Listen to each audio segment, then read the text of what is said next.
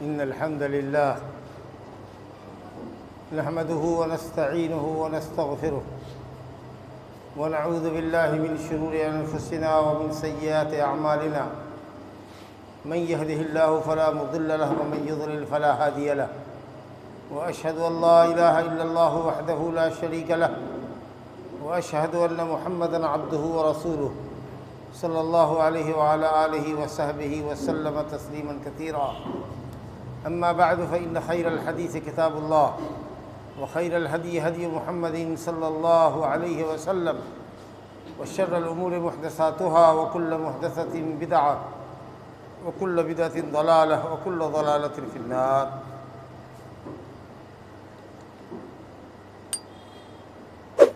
أعوذ بالله من الشيطان الرجيم. ومن يشاقق الرسول من بعد ما تبين له الهدى ويتبع غير سبيل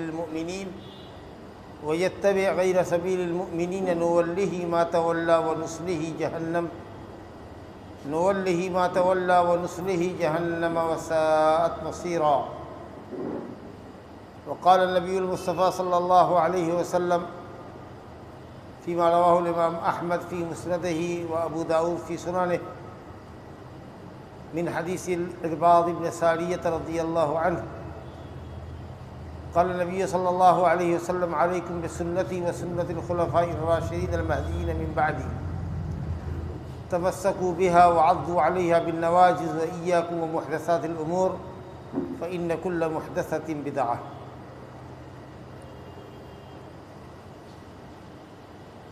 محترم حاضرین، حضرات و خواتین،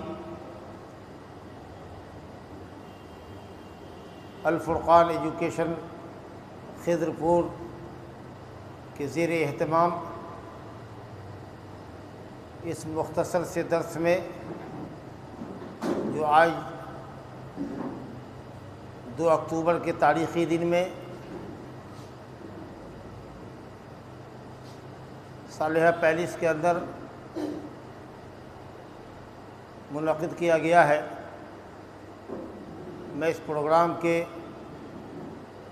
آرگنائزرز اور یہاں کی جماعت کے بزرگان، نوجوانان اور ملت کی جو خواتین علم کی محبت میں، درس کی محبت میں شریک ہوئے ہیں، مرد و خواتین جو یہاں شریک ہوئے ہیں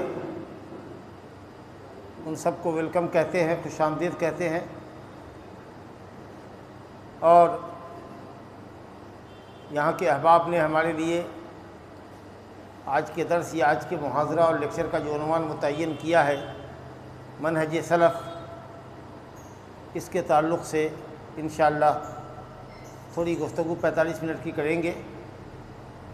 پھر حاضرین میں سے جن کے پاس جو سوالات ہوں گے انشاءاللہ 15 منٹ کے اندر ان سوالات میں سے جن سوالات کے جواب دینے کی اللہ توفیق دے گا آپ حضرات کے سامنے جوابات بھی عرض کیے جائیں گے. بزرگوں اور دوستو، یہ عنوان جیسا کہ آپ نے سماعت کیا منہج سلف 2 لفظ سے مرکب ہے. ایک لفظ ہے منہج، دوسرا لفظ ہے سلف. منہج اور منہاج یا نہج واضح اور کھلے راستے کو کہتے ہیں.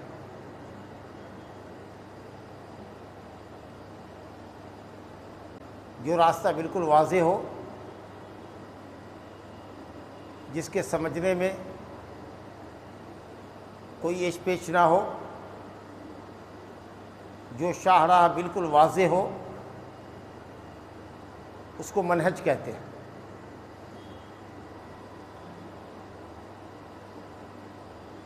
اور یہ انبیائی دعوتوں کی خصوصیت رہی ہے کہ وہ سب کے سب واضح راستے رہے ہیں، واضح دعوتیں رہی.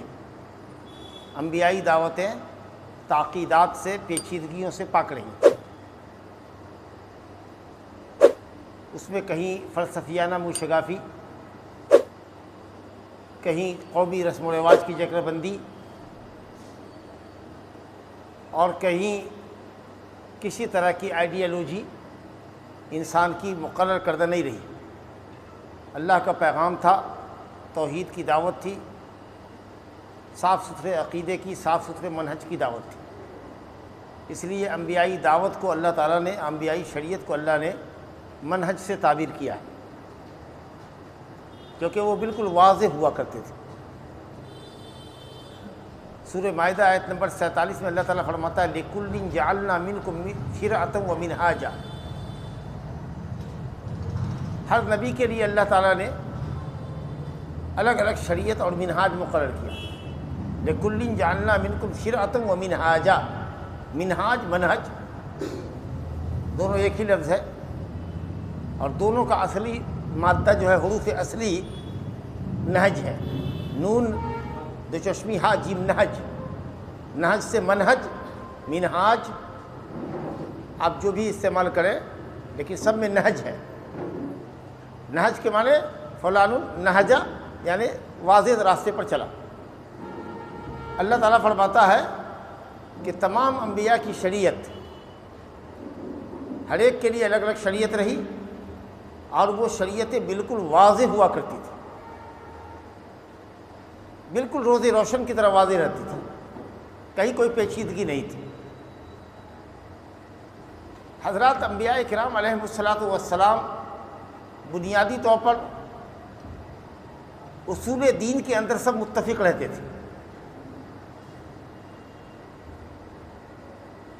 یعنی اللہ سبحانہ وتعالیٰ کی توحید، رسول کی رسالت، ایمان بالآخرت، ایمان بالملائکہ، ان چیزوں کے اندر سب متفق رہتے تھے۔ تمام انبیاء کی دعوت یہی رہی ان اعبدوا اللہ واجتنبوا الطاغوت، صرف اللہ کی بندگی کرو اور اللہ کے علاوہ ہر کسی کی بندگی سے،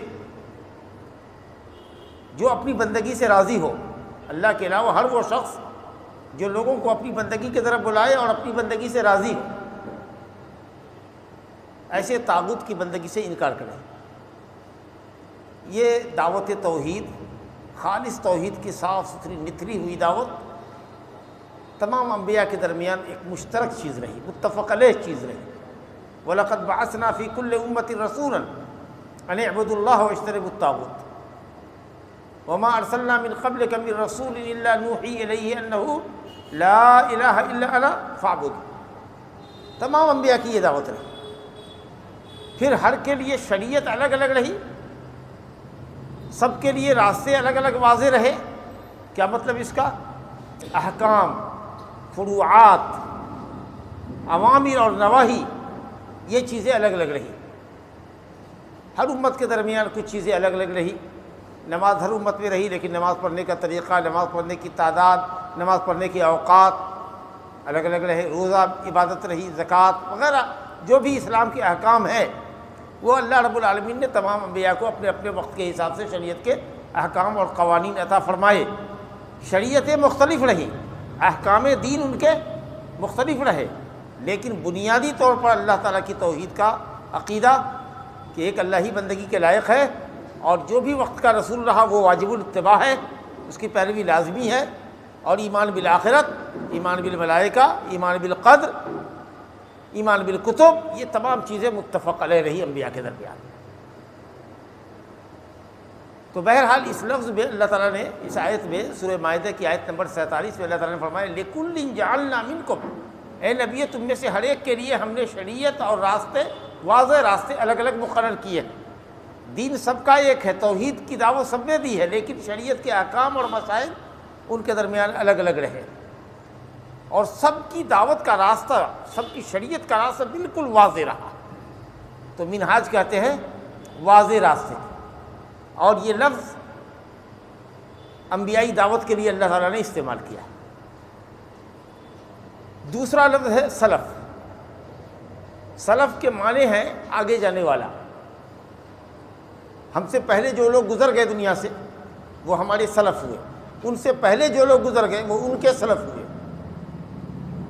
اس طریقے سے گزرے ہوئے لوگوں کو سلف کہتے ہیں، جو ہم سے پہلے گئے۔ اور اسی طریقے سے سلف اس وقت اور اس زمانے کو بھی کہتے ہیں جو زمانہ گزر گیا. جیسے کل ایک تاریخ جو تھی وہ ایک تاریخ آج کی 2 تاریخ کے لیے سلف ہوئی، یعنی وہ تاریخ گزر گئی، آگے گئی. اور اسی طریقے سے جو عمل ہم نے کل کیا یا آج ابھی کچھ دیر پہلے کیا، اب جو عمل کر رہے ہیں وہ گزرا ہوا عمل دوسرے عمل کے مقابلے میں سلف ہوا، یعنی پہلے گیا. جو عمل پہلے پرفارم ہوا، جس کو ہم نے پہلے ادا کیا، وہ سلف ہوا. آپ اس کو دیکھیے، اللہ تعالیٰ نے فرمایا ہے، یہ لفظ بھی قرآن مجید کے اندر ہے، سورہ زخرف میں غالباً آیت ہے، فلما آسفونا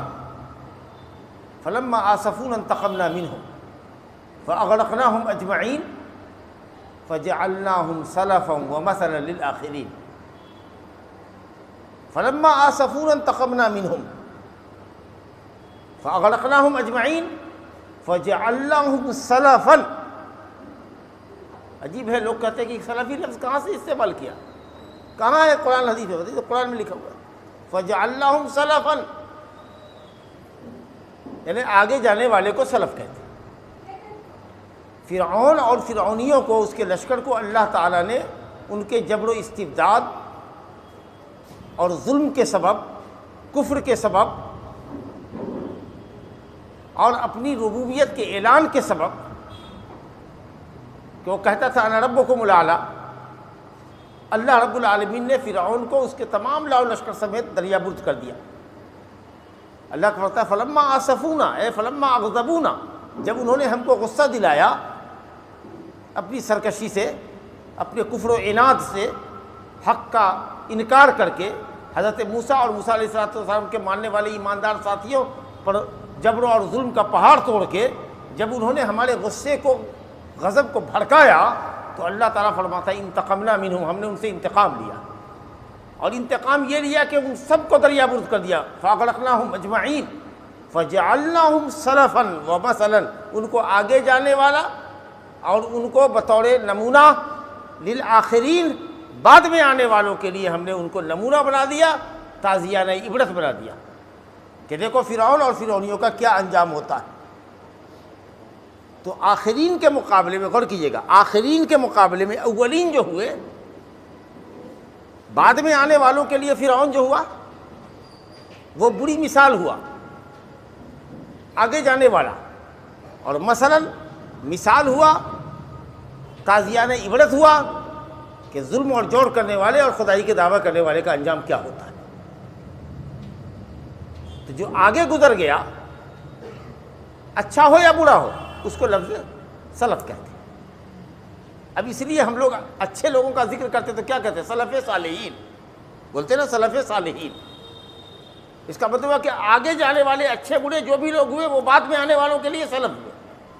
لیکن سلف میں اچھے بھی ہوتے ہیں اور برے بھی ہوتے ہیں، اس لیے ہم لوگ سلف صالح کہتے ہیں. سمجھا کہ نہیں؟ تو اگر آئندہ اگر عنوان رکھیے نا تو منہج سلف صالحین کر دیجئے تو اچھا رہے گا.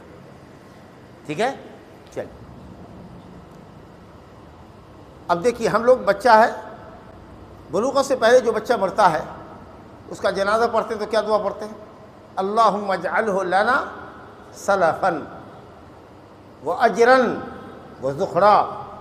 اللہ اس بچے کو ہمارے آگے جانے والا بنا، بینک بیلنس بنا، اس کو ہمارے لیے سفارش کرنے والا بنا کہ ہم جب قیامت میں جائیں تو یہ بچہ جو ہمارا آگے جا رہا ہے اور جس پر ہم میاں بیوی صبر کر رہے ہیں، یہ بچے ہم کو ہمارا کپڑے کا کھٹ اور دامن پکڑ کر کے جنت میں لے جانے والے ہوں. اللہم اجعلہ لنا سلفا، اس بچے کو آگے جانے والا بنا، وہ اجرن، اور باعث اجر و ثواب بنا، وہ ذخرن، اور ذخیرہ آخرت بنا. اسی لیے حدیث میں آتا ہے کہ کوئی بھی عورت اگر اپنے 2 بچے پر، 3 بچے پر، 2 بچے پر صبر کرتی ہے، واویلا نہیں کرتی، جاہلیت کی پکار نہیں پکارتی، آنکھ سے آنسو بہتا ہے میت کے اوپر، کیا بھی حرج نہیں ہے، لیکن گڑیبان چاک کرنا، منہ پر تماچے لگانا، ہائے وائے کرنا، واویلا کرنا، اس طرح سے جاہلیت کی جو رسمیں نہیں کرتی، یہ بچے ان کے لیے جہنم سے آڑ بنیں گے. 2 بچہ یا رسول اللہ؟ کہاں 2 بچہ بھی، ایک بچے کے متعلق سوال نہیں کیا گیا. لیکن اللہ کی ذات سے امید رکھے کہ اگر کوئی ایک بچہ بھی گیا ہے آگے اور ہم نے صبر کیا ہے تو انشاءاللہ وہ بھی ہمارے لیے ذریعہ نجات بنے گا، ثواب بنے گا انشاءاللہ. تو یہاں بطور استشہاد ہم پیش کر رہے ہیں کہ ہم بچے کے حق میں کیا دعا کرتے ہیں اپنے لیے کہ اللہم اجعلہ لنا سلفن، آگے جانے والا ہمارے لیے باعث اجر و ثواب بنا، یعنی اس کو اچھا آگے جانے والا سلف صالح بنا، ہمارے لیے سفارشی بنا. تو اب معلوم ہوا کہ جو لوگ بھی آگے گزر گئے ان کو ہم سلف کہتے ہیں. جو عمل بھی ہم نے پہلے کر لیا وہ بعد کے عمل کے لیے سلف ہوا، جو وقت بھی گزر گیا وہ بعد والے وقت کے لیے سلف ہوا. اب اگر کہیں کہ امت کے سلف صالحین کون ہیں تو سب سے پہلے امت میں جو گزر گئے، یعنی جو جماعت سب سے پہلے آئی، جماعت کے اندر، امت مسلمہ کے اندر، اسلام کے اندر جو پہلا قافلہ داخل ہوا وہ قافلہ بعد میں آنے والے تمام مسلمانوں کے لیے سلف ہوا. سیدھی سی بات ہے. اس کے بعد دوسری صدی میں جو لوگ آئے وہ تیسری صدی والے کے لیے سلف ہوئے، تیسری صدی میں جو لوگ آئے وہ چوتھی صدی والے کے لیے آئے. اس وقت ہم جس صدی میں ہیں ہمارے بعد جو نسلیں آئیں گی ہم ان کے لیے سلف ہوں گے اس طریقہ سے. تو سلف صالحین کا اطلاق اول اطلاق کس پہ ہوگا؟ جی نبی کریم صلی اللہ علیہ وسلم پر جو اسلام میں پہلے داخل ہوئے، پہلے مسلمان ہیں، کیونکہ کوئی بھی نبی اپنی امت کا پہلا مسلمان ہوتا ہے. وَأَنَا أَوَّلُ الْمُسْلِمِينَ، اسلام میں پہلا داخل ہونے والا. تو وہ ہمارے سلف صالح ہوئے، وہ ہمارے امام اور قدوہ اور نمونہ ہوئے. اور ان کے ساتھ جو مومن ہوئے، ایمان لانے والے ہوئے، صحابہ کرام رضوان اللہ علیہم اجمعین، وہ جو صدر اول کے لوگ ہیں، پہلے زمانے کے لوگ ہیں، وہ سلف ہوئے، وہ سلف صالحون ہوئے بعد میں تمام آنے والوں کے لیے. یعنی جنہوں نے اسلام میں سب سے پہلے سبقت کی وہ بعد میں تمام آنے والوں کے لیے، لاحقین کے لیے، وہ سابقین لاحقین کے لیے، بعد میں آنے والے کو لاحق کہہ لیے، سابق سبقت کرنے والے سلف ہوئے. اس لیے اللہ رب العالمین نے ان کو کہا، اعوذ باللہ من الشیطان الرجیم، والسابقون السابقون والسابقون الاولون من المہاجرین والانصار والذین اتبعوهم بإحسان رضی اللہ عنہم ورضوا عنہ وعد لهم جنات تجری تحتها الانہار خالدین فیہا ابدا ذلک الفوز العظیم. سورہ توبہ کی آیت نمبر 100. فرمایا والسابقون الاولون، سابقین اولین، یعنی اسلام میں سب سے پہلے سبقت کرنے والے مہاجرین اور انصار. اب یہ سابقین اولین کون ہے؟ اس میں علماء کی کئی رائے ہیں. کسی نے کہا کہ وہ جو دونوں قبلے کی طرف جنہوں نے نماز پڑھی، بیت المقدس کی طرف بھی اور کعبۃ اللہ کی طرف بھی پڑھی. بعض لوگوں نے کہا کہ نہیں، وہ بدر کے شہداء ہیں، بدر میں شریک ہونے والے لوگ ہیں، جنہوں نے جنگ بدر میں شرکت کی وہ لوگ ہیں. لیکن انشاءاللہ تعالیٰ جو معتبر قول ہے وہ یہ ہے کہ صلح حدیبیہ تک جو لوگ مسلمان ہوئے وہ سب سابقین اولین میں. لیکن ان میں بھی جو جتنا پہلے اسلام میں داخل ہوا وہ بعد والے کے لیے سلف ہوا. ٹھیک ہے، کیونکہ یہ تو نسبت ہے. اب ہم سے جو لوگ پہلے اسلام میں پیدا ہوئے، جو پہلے سے ہیں ماشاءاللہ دین پر ہیں، وہ ہمارے لیے سلف ہے. تو اس طریقے سے ظاہر ہے کہ ابو بکر صدیق مردوں میں سب سے پہلے مسلمان ہونے والے ہیں. تو دنیا میں جتنا مرد مسلمان ہوا ہے اب ہوگا قیامت تک، سب کے وہ سلف ہوئے. تو یہ ایک نسبی چیز ہے، ہر پہلے والا بعد والے کے لیے سلف ہے. تو بہرحال بات کو طول نہ دیتے ہوئے کہ آپ لوگ شہر کے رہنے والے ہیں اور سمجھدار آدمی ہیں، ہم یہ کہنا چاہتے ہیں آپ کو کہ جب ہم سلف کا لفظ بولتے ہیں تو سیدھا دماغ ہمارا اور آپ کا جاتا ہے اس امت کے پہلے مسلمان محمد صلی اللہ علیہ وسلم پر اور آپ کے اوپر ایمان لانے والے صحابہ کرام پر.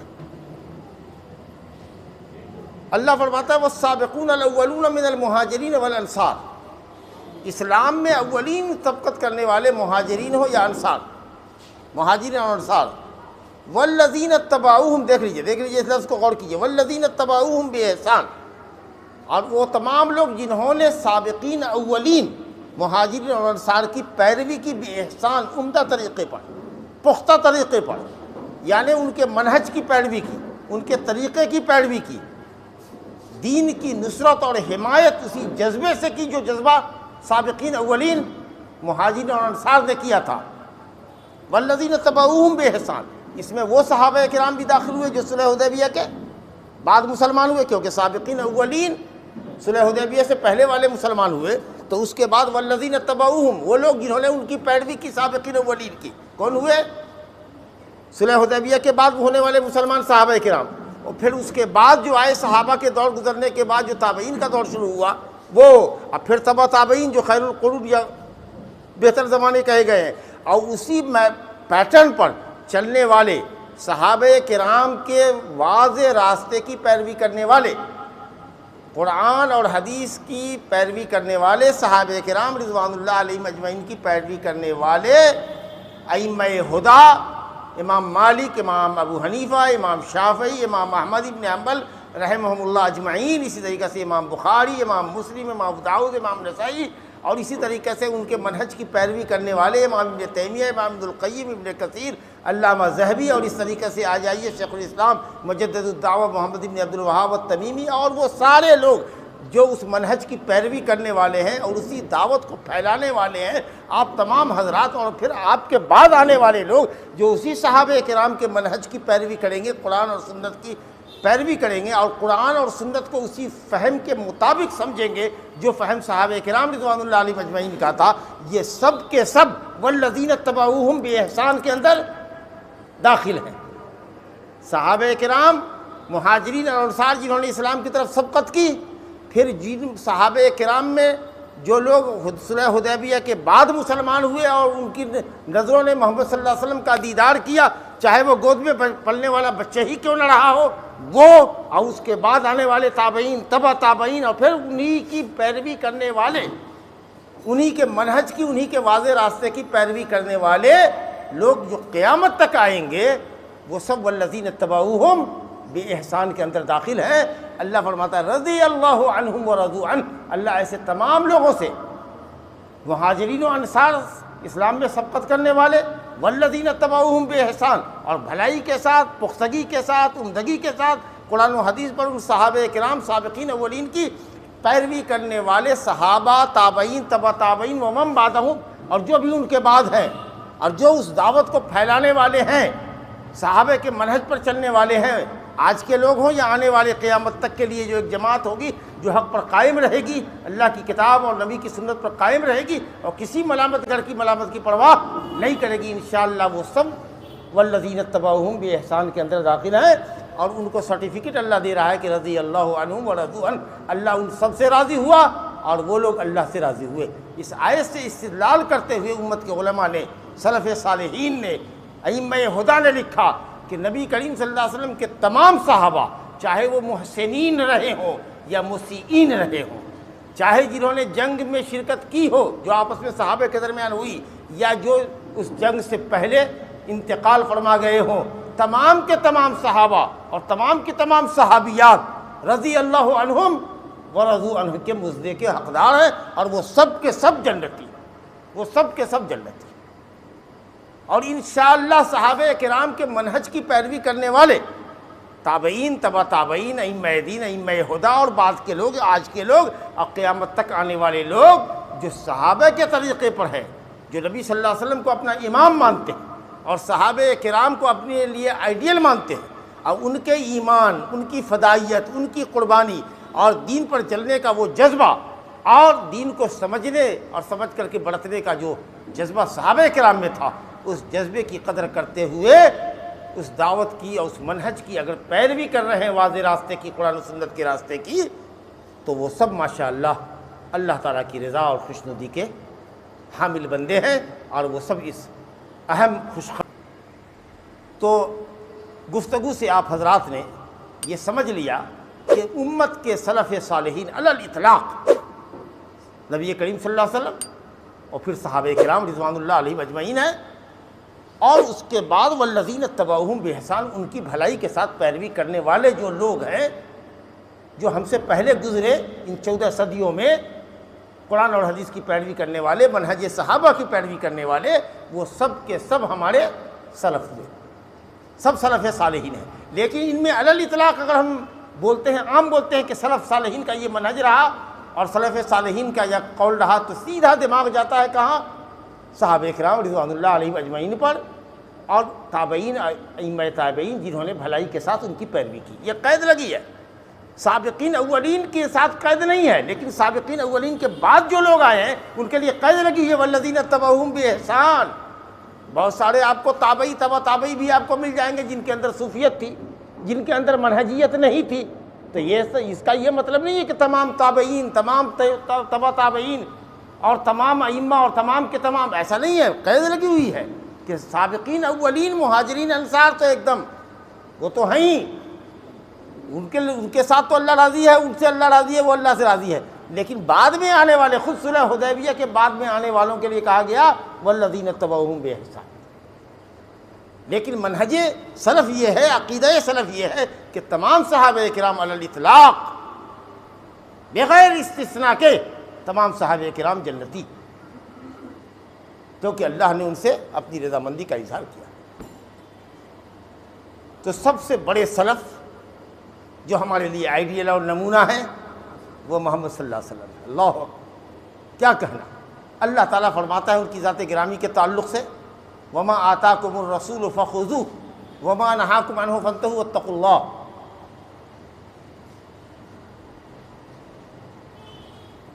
فرمایا رسول اللہ صلی اللہ علیہ وسلم جو کچھ بھی دیں، جو کچھ بھی دیں، ما آتاکم، مال دیں، علم دیں، دین دیں، شریعت دیں، احکام دیں، جو بھی عقیدہ دیں، جو بھی دیں، ما آتاکم۔ آیت کا شان نزول کچھ اور ہے۔ بنو نذیر کا مال فے ہے جو بغیر لڑے بھیڑے حاصل ہوا تھا، اللہ نے کہا کہ یہ پورا کا پورا مال فے جو بغیر لڑے بھیڑے حاصل ہے نبی کو ہے، نبی کو دیتا ہوں۔ اب نبی صلی اللہ علیہ وسلم اپنی مرضی سے جس کو اس میں سے جو کچھ دے دیں بلا چنو چرا تم قبول کر لو۔ آیت کا شان نزول یہ ہے، لیکن کلمہ ما عام ہے، تو سبب نزول چاہے جو بھی ہو، سبب خاص ہوتا ہے، لیکن اگر اس میں کلمہ، اس میں لفظ، اس میں ورڈ، اگر کامن ورڈ استعمال کیا گیا ہے، کامن سینٹینس ہے، تو سب چیزوں کو شامل ہے۔ تو ما آتاکم، جو کچھ بھی تم کو رسول دیں، فخذوہ، اس کو لو، وما نہاکم عنہ فانتہوا، اور جس چیز سے روکیں اس سے رک جاؤ، واتقوا اللہ، اور اللہ سے لڑو، ان اللہ شدید العقاب، اللہ بہت سخت عذاب دینے والا ہے۔ تو نبی صلی اللہ علیہ وسلم جو کچھ دیں بلا چون و چرا اس کو لے لو، یہ ہے نبی صلی اللہ علیہ وسلم کا مقام۔ اور جس چیز سے روکے ان چیزوں سے رک جاؤ، بلا چون و چرا رک جاؤ۔ یہ بھی منہج سلف ہے کہ کبھی بھی صحابہ کرام نے یہ نہیں کہا کہ اس میں کیا حکمت ہے، کیوں ایسا فرمایا گیا اور اس سے منع کیوں کیا گیا۔ جب تک اپن علت کو نہیں جانیں گے، حکمت کو نہیں جانیں گے، نہیں مانیں گے، کچھ جو ذہن کے بندے ہوتے ہیں، ذہن کے غلام ہوتے ہیں، لاجک کی بات بہت کرتے ہیں۔ لاجک سلفیت نہیں ہے، شریعت کی پیروی سلفیت ہے، شریعت کی پیروی منہجیت ہے، صحابہ کرام سلف صالحین کا منہج ہے۔ اگر لاجک سمجھ میں آ جائے، حکمت سمجھ میں آئے، الحمدللہ، غور کرو آیتوں پر، کوئی بات نہیں ہے۔ لعلکم تتذکرون، لعلکم تتفکرون، لعلکم تعقلون، قرآن نے کہا ہے، آیتوں میں غور کرو۔ اگر حکمت سمجھ میں آ جاتی ہے الحمدللہ، بہت اچھی بات ہے۔ اگر نہیں سمجھ میں آتی ہے تو بھی چونکہ اللہ اور اس کے رسول کا کہا ہوا ہے، اس لیے ہم اس پر آمنا و صدقنا کریں گے۔ اب آپ غور کیجئے، حضرت عائشہ رضی اللہ عنہا سے ایک خاتون نے پوچھا کہ حیض کی حالت میں ہم لوگ عورتیں نماز نہیں پڑھتی اور روزہ بھی نہیں رکھتی، لیکن کیا بات ہے کہ روزے کی قضا کرتی ہیں اور نماز کی قضا نہیں کرتی؟ یعنی یہ پوچھنا چاہتی تھی کہ نماز تو اتنی بڑی عبادت ہے، یقیناً اس کا مقام کلمہ شہادتین کے بعد سب سے پہلا مقام ہے اسلام کے اندر، مگر نماز پڑھنے کی حکم نہیں ہے، اس کی قضا کا بھی حکم نہیں ہے حائضہ کے لیے، لیکن روزے کی قضا ہے۔ رمضان کا روزہ اگر چھوٹ جائے گا تو بعد میں وہ رکھے گی۔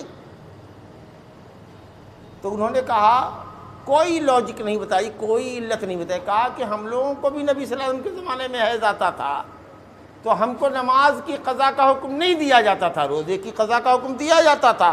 گویا شریعت کی پیروی بلا چون و چرا اپنے آپ میں لاجک ہے۔ اور کیا نا آپ نے، ہم نبی کے امتی ہیں، آپ نے فرمایا ہے، بس ہم مانیں گے۔ حکمت کیا ہے، اس کے پیچھے بہت دیوانہ نہیں ہونا ہے۔ اگر سمجھ میں آ جاتی ہے، علماء کرام مفکرین حکمت اور بات لے آتے ہیں اچھی تو ٹھیک ہے، نہیں لاتے ہیں تو بھی کوئی فرق ایک مومن متبع کو نہیں پڑتا جو اللہ اور اس کے رسول کا کلمہ پڑھے ہوا ہے، بشرطے کہ بات اوتھینٹک ہو۔ اب بتائیے کتنی بڑی حکمت ہے۔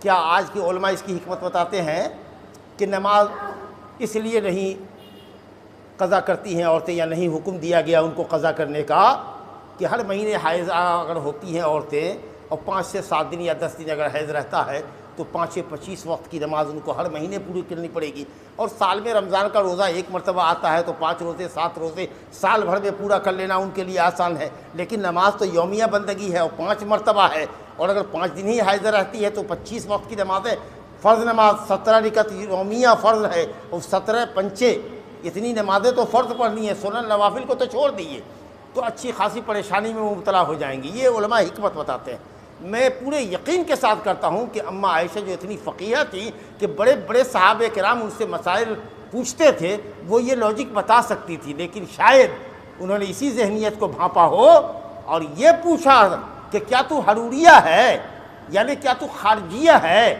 کیونکہ خوارج حدیث کو نہیں مانتے، تو کہا کہ کیا تو خارجیہ ہے جو یہ سوال کر رہی ہے کہ عورتیں کیوں قضا کریں گی؟ نہیں کریں گی، نہ نماز کریں گی نہ روزہ کریں گی، نہ سمجھا، کریں گی تو دونوں کریں گی۔ تو انہوں نے کہا نہیں نہیں نہیں، نعوذ باللہ، میں حروریہ نہیں ہوں، میں تو صرف جانکاری کے لیے پوچھ رہی ہوں۔ گویا وہ علت اور حکمت جاننا چاہتی تھی، لیکن اماں عائشہ پر اللہ رحم فرمائے، ان سے راضی ہو کہ انہوں نے کہا بس نبی صلی اللہ علیہ وسلم کے زمانے میں ان کی بیوی کی حیثیت سے ہم کو بھی حیض آتا تھا، ہم کو نماز کی قضا کا حکم نہیں دیا جاتا تھا، روزے کی قضا کا البتہ حکم دیا جاتا تھا، ہم نے آمنا و صدقنا مانا اور کیا، تو بھی جا کر کے کر، سیدھے طریقے سے عمل کر، قیل و قال مت کر، اس کے اندر حکمت کو مت تلاش اور دور کی کوڑی مت نکال، مت تلاش دور کی کوڑی۔ اب بتائیے حضرت علی رضی اللہ عنہ کا یہ قول کتنا خوبصورت ہے، یاد کیجیے کیا کہا انہوں نے، لو کان الدین بالرائے لکان اسفل الخف اعلی و اولا بالمس من اعلی، لکان اسفل الخف اولا بالمس من اعلی، اگر دین رائے پر مبنی ہوتا، عقل پر مبنی ہوتا، لاجک پر مبنی ہوتا تو موزے پر مسح میں تلوے کا مسح کیا جاتا، نہ کہ اوپر کا مسح کیا جاتا۔ لیکن ہم سب لوگ مسح کرتے ہیں موزے پر، کیسے کرتے ہیں؟ ہاتھ گرا کر کے رکھا، دونوں انگلیوں کو رکھا، ہاتھ کی انگلیوں کو رکھا، انگلیوں کے سرے پر اوپر، اور پنڈلی کی طرف کھینچا۔ کبھی کوئی تلوے کے نیچے ہاتھ نہیں مارتا، اور اگر نیچے تلوے کے نیچے ہاتھ مسح کرے کیونکہ تلوا زمین سے لگتا ہے، اور اوپر مسح نہ کرے تو اس کا مسح نہیں ہوگا، وضو ناقص، نامکمل، وضو باطل، مسح باطل، نماز باطل۔ اب آپ سنیے، کہتے ہیں اگر دین عقل کے اوپر مبنی ہوتا تو عقل تو کہتی ہے کہ تلے کو مسح کرو کیونکہ وہ زمین سے ٹچ کرتا ہے، اوپر میں کیا لگا ہے؟ لیکن اللہ کے رسول نے فرمایا کہ اوپر مسح کرو، نیچے نہیں۔ تو اس سے معلوم ہوا کہ بہت سے سنن، بہت سے احکام، بہت سے مسائل خلاف عقل آتے ہیں۔ شاید اس میں یہی حکمت ہو کہ دیکھا جائے کہ بندہ اگر اللہ کا بندہ ہے، رسول کا امتی ہے، تو بلا چنو چرا اس کو مانتا ہے کہ نہیں مانتا ہے۔ ارے بہت ساری چیزیں ایمان بالغیب ہے، ہم نے اللہ کو نہیں دیکھا ہے، پل صراط کو نہیں دیکھا ہے، فرشتوں کو نہیں دیکھا ہے، تو کیا ہمارا ایمان ان پر نہیں ہونا چاہیے؟ لا الہ الا اللہ۔ تو بہرحال جو رسول دیں اس کو لے لو، اور جو چھوڑے منع کر اس سے باز آ جاؤ۔ اگر حکمت ملتی ہے غور خوض کرو، عقل لگاؤ، اگر حکمت علت ملتی ہے الحمدللہ۔ ایسا کچھ نہیں ہے کہ شریعت کے قانون میں حکمت نہیں ہے، ہر قانون حکمت پر مبنی ہے۔ یہ الگ بات ہے کہ اس حکمت تک ہمارے عقل کی رسائی نہیں ہو سکتی ہے۔ بہت سے مسائل کی حکمت ہم سمجھ پاتے ہیں، بہت سے مسائل کی حکمت نہیں سمجھ میں آتے ہیں۔ تو ہر چیز میں لاجک تلاشنا، اور جب تک کہ لاجک مل نہ جائے اس وقت تک اس کو نہ ماننا یا اس پر سوالیہ نشان لگا دینا کہ ابھی اس کو رکھو، اس کی حکمت اپن کو سمجھ میں نہیں آ رہی ہے، یہ مومن کی شان نہیں ہے، یا یہ سلف کا منہج، صحابہ کا منہج نہیں رہا ہے۔ ابھی تو میں نے 2 مثال دی، حضرت علی رضی اللہ عنہ کی، عائشہ رضی اللہ عنہ کی۔ یہ سلف صالحین کا، صحابہ کرام کا منہج نہیں رہا۔ بہرحال نبی صلی اللہ علیہ وسلم کی ذات گرامی کے تعلق سے اللہ تعالیٰ نے اور بھی کئی جگہ پر فرمایا ہے، لقد کان لکم فی رسول اللہ اسوۃ حسنۃ لمن کان یرجو اللہ والیوم الآخر۔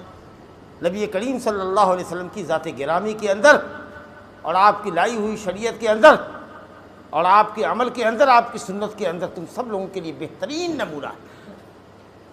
جو اللہ تعالیٰ سے ملاقات کی آرزو رکھتا ہو، جو آخرت کی کامیابی کی توقع رکھتا ہو، لمن کان یرجو اللہ والیوم الآخر، تو اس کو چاہیے کہ نبی صلی اللہ علیہ وسلم کو اپنا بہترین آئیڈیل اور نمونہ بنائے۔ اسی طریقے سے آیات دیکھیے، اگر بلا چین و چرا نبی صلی اللہ علیہ وسلم کو آپ جج نہیں مانتے اپنی اختلافی مسائل میں، اپنے جھگڑوں میں، اب بلا چین و چرا آپ کے فیصلے کو قبول نہیں کرتے اور اس کو امپلیمنٹ نہیں کرتے، تو اللہ کی قسم اللہ نے آپ سے ایمان کی نفی کی۔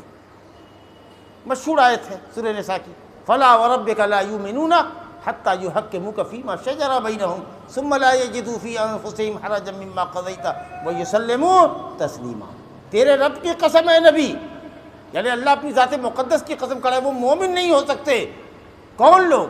جو اپنے جھگڑوں میں آپ کو جج نہ بنا لے، آپ کے پاس مقدمے نہ لے آئے، اور آپ کے دنیا سے گزرنے کے بعد آپ کی شریعت جو دائمی شریعت ہے، جس کی بقا اور حفاظت کی ذمہ داری اللہ نے لی ہے، اِنَّا نَحْنُ نَزَّلْنَا الذِّكْرَ وَإِنَّا لَهُ لَحَافِظُونَ، ہم نے ذکر اتارا ہے، ہم نے قرآن اور حدیث اتارا ہے، اور ہم ہی اس کے محافظ ہیں۔ تو جب تک کوئی آدمی اپنے جھگڑوں کو دینی مسائل ہو کہ دنیاوی مسائل شریعت پر پیش کر کے شریعت کے حل کو قبول نہیں کرتا اور اس فیصلے کو بلا چون و چرا قبول نہیں کرتا اور امپلیمنٹ نہیں کرتا مکمل طریقے سے، تب تک اے نبی تیرے رب کی قسم وہ مومن نہیں ہو سکتا۔ کتنی بڑی بات کہہ دی گئی۔ اسی طریقے سے اللہ نے کہا فَإِن تَنَازَعْتُمْ فِي شَيْءٍ فَرُدُّوهُ إِلَى اللَّهِ وَالرَّسُولِ إِن كُنتُمْ تُؤْمِنُونَ بِاللَّهِ وَالْيَوْمِ الْآخِرِ، اگر کسی بھی مسئلے میں جھگڑ پڑو تو اس کو اللہ کی طرف پلٹا دو، یعنی اللہ کی کتاب کی طرف، اور نبی کی طرف پلٹا دو۔ یعنی اگر نبی صلی اللہ علیہ وسلم زندہ تھے، باحیات تھے، صحابہ کے درمیان تھے، لوگ اپنے اپنے نزاعات، اپنے اپنے مقدمات، اپنے اپنے جھگڑے، اپنے اپنے مسائل آپ کے پاس لے جاتے تھے، آپ سے جو فیصلہ ملتا تھا بلا چین و چرا قبول کر لیتے تھے جی۔ اور آپ کے انتقال پر ملال کے بعد آپ کی شریعت، آپ کی سنت مطہرہ ہمارے درمیان موجود ہے، تو اس کی طرف جو نہیں لے جاتا فیصلہ، نزاعی مسئلے کو اللہ اور اس کے رسول کی طرف نہیں پھیرتا،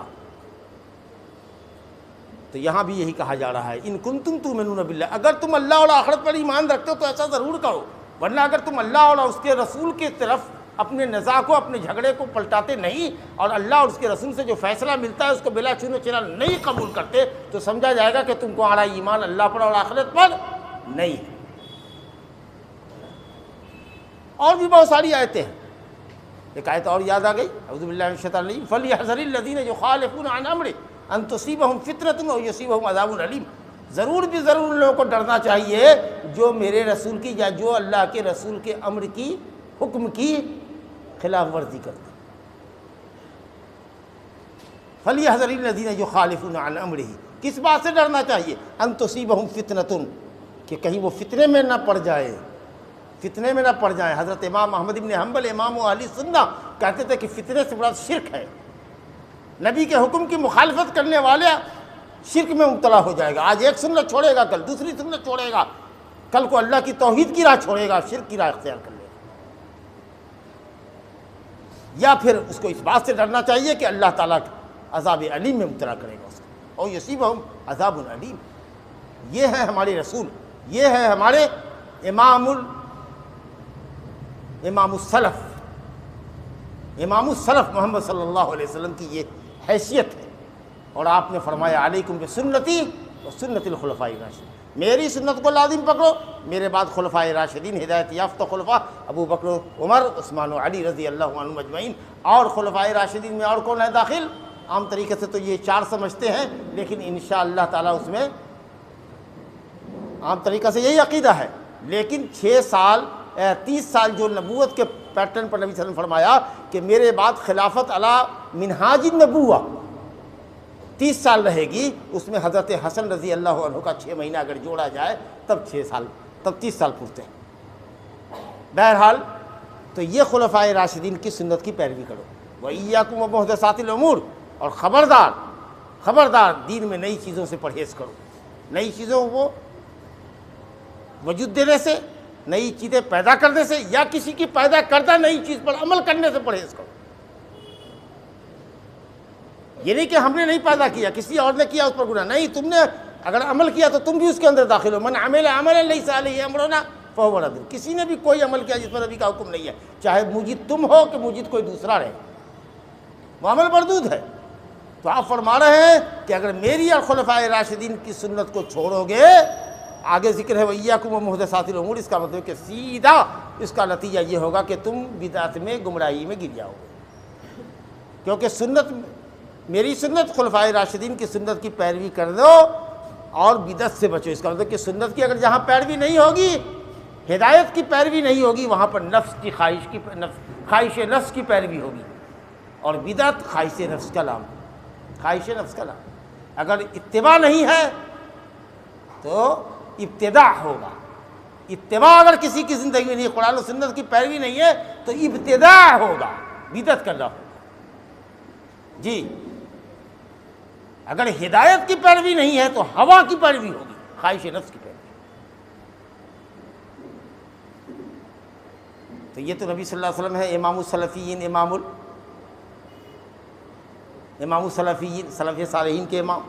اور کون ہیں؟ صحابہ کرام رضوان اللہ علیہم اجمعین، سلف صالحین، صحابہ کرام رضوان اللہ علیہم اجمعین، ان کا کیا کہنا، اللہ اکبر، ان کا کیا کہنا، اللہ رب العالمین نے ان کی تعریف کی۔ والسابقون الاولون من المہاجرین والانصار، اس پر ابھی گفتگو ہو چکی کہ مہاجرین و انصار جنہوں نے اسلام کی طرف سبقت کیا، جنہوں نے بھلائی کے ساتھ ان کی پیروی کی، ان سب سے اللہ راضی ہوا۔ وجہ طور پر یہ آیت صحابہ کرام رضوان اللہ علیہم اجمعین کے لیے ہے، ان کے بعد کے ادوار میں آنے والے ان کے سچے پیروکاروں کے لیے آیت ہے۔ اور اسی طریقے سے میں نے یہ جو آیت خطبے کے عنوان کی جو آیت کی حیثیت سے میں نے پڑھا تھا، سورہ نساء کی آیت نمبر 115، وَمَن يُشَاقِقِ الرَّسُولَ مِن بَعْدِ مَا تَبَيَّنَ لَهُ الْهُدَىٰ وَيَتَّبِعْ غَيْرَ سَبِيلِ الْمُؤْمِنِينَ نُوَلِّهِ مَا تَوَلَّىٰ وَنُصْلِهِ جَهَنَّمَ وَسَاءَتْ مَصِيرًا۔ وَمَن يُشَاقِقِ الرَّسُولَ، سورہ نساء آیت نمبر 115 ہے، جو رسول کی مخالفت کرے گا،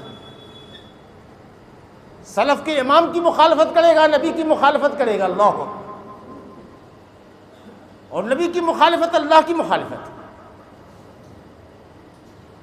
من بعد ما تبین له، ہدایت کی راہ واضح ہو جانے کے بعد، واضح منہج آنے کے بعد، کتاب اللہ اور سنت مطہرہ کے آ جانے کے بعد مخالفت کر رہا ہے۔ وَيَتَّبِعْ غَيْرَ سَبِيلِ الْمُؤْمِنِينَ، مومنین کے راستے کے علاوہ راستے کی پیروی کرے گا۔ وہ کون مومنین تھے؟ نبی کے زمانے میں کون مومنین تھے جن کے راستے کے علاوہ راستے کی پیروی کرنے سے منع کیا جا رہا ہے؟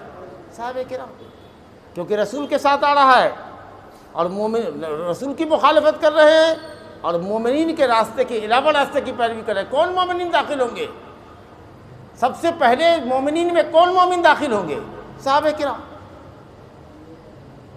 تو جو صحابہ کرام کی مخالفت کر رہا ہے، رسول کی مخالفت کر رہا ہے، صحابہ کرام کے راستے کے منہج کے علاوہ منہج کی پیروی کر رہا ہے، علاوہ راستے کی پیروی کر رہا ہے، اور وہ یقیناً منہج نہیں ہوگا، وہ پگڈنڈی ہوگی، وہ ضلالت کی راہیں ہوگی، وہ خاردار راستے ہوں گے جس پر چلنے کا انجام ہلاکت ہے، کیونکہ واضح راستہ تو نبی صلی اللہ علیہ وسلم کا، صحابہ کرام کا۔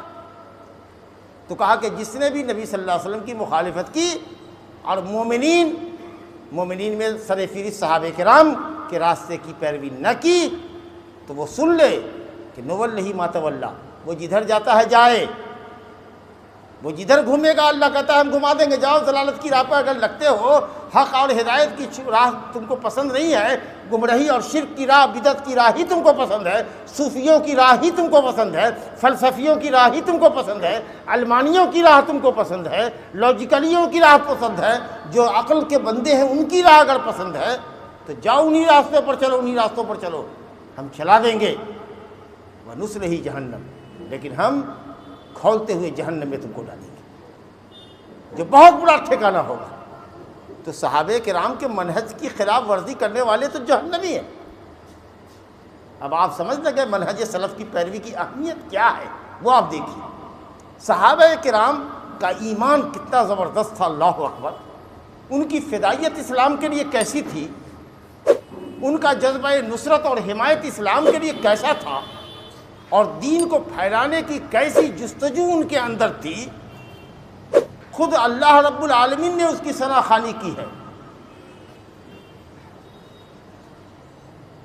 اللہ تعالیٰ نے فرمایا ہے سورہ احزاب کے اندر، کیا آئے تھے وہاں صاحب، وما بدلوا تبدیلا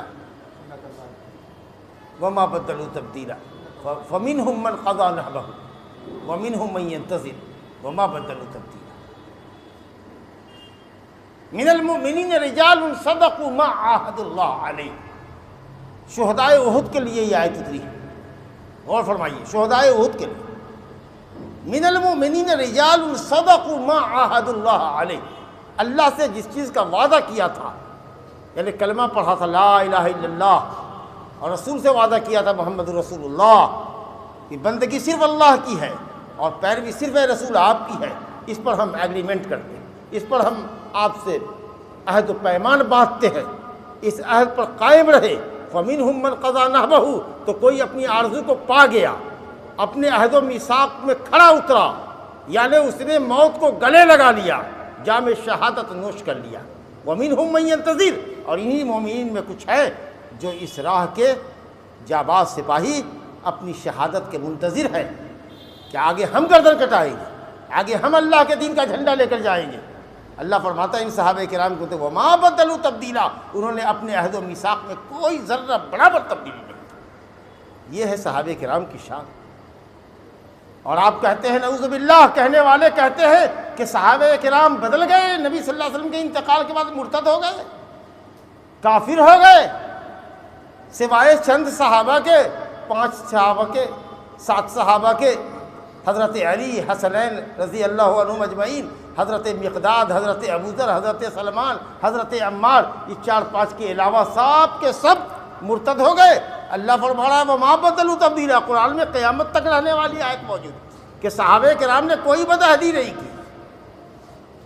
ان کا ایمان تو اتنا مضبوط تھا کہ اللہ تعالیٰ نے بعد والوں کے لیے صحابہ کرام کے ایمان کو کسوٹی بنایا کہ اگر صحابہ کے ایمان جیسا ایمان ہے اور صحابہ کے منہج کی پیروی ہے تب تو تم ہدایت پر ہو، ورنہ تم گمراہ ہو۔ فَإِنْ آمَنُوا بِمِثْلِ مَا آمَنْتُمْ بِهِ فَإِنْ آمَنُوا بِمِثْلِ مَا آمَنْتُمْ بِهِ فَقَدِ اهْتَدَوْا وَإِنْ تَوَلَّوْا فَإِنَّمَا هُمْ فِي شِقَاقٍ فَسَيَكْفِيكَهُمُ اللَّهُ وَهُوَ السَّمِيعُ الْعَلِيمُ۔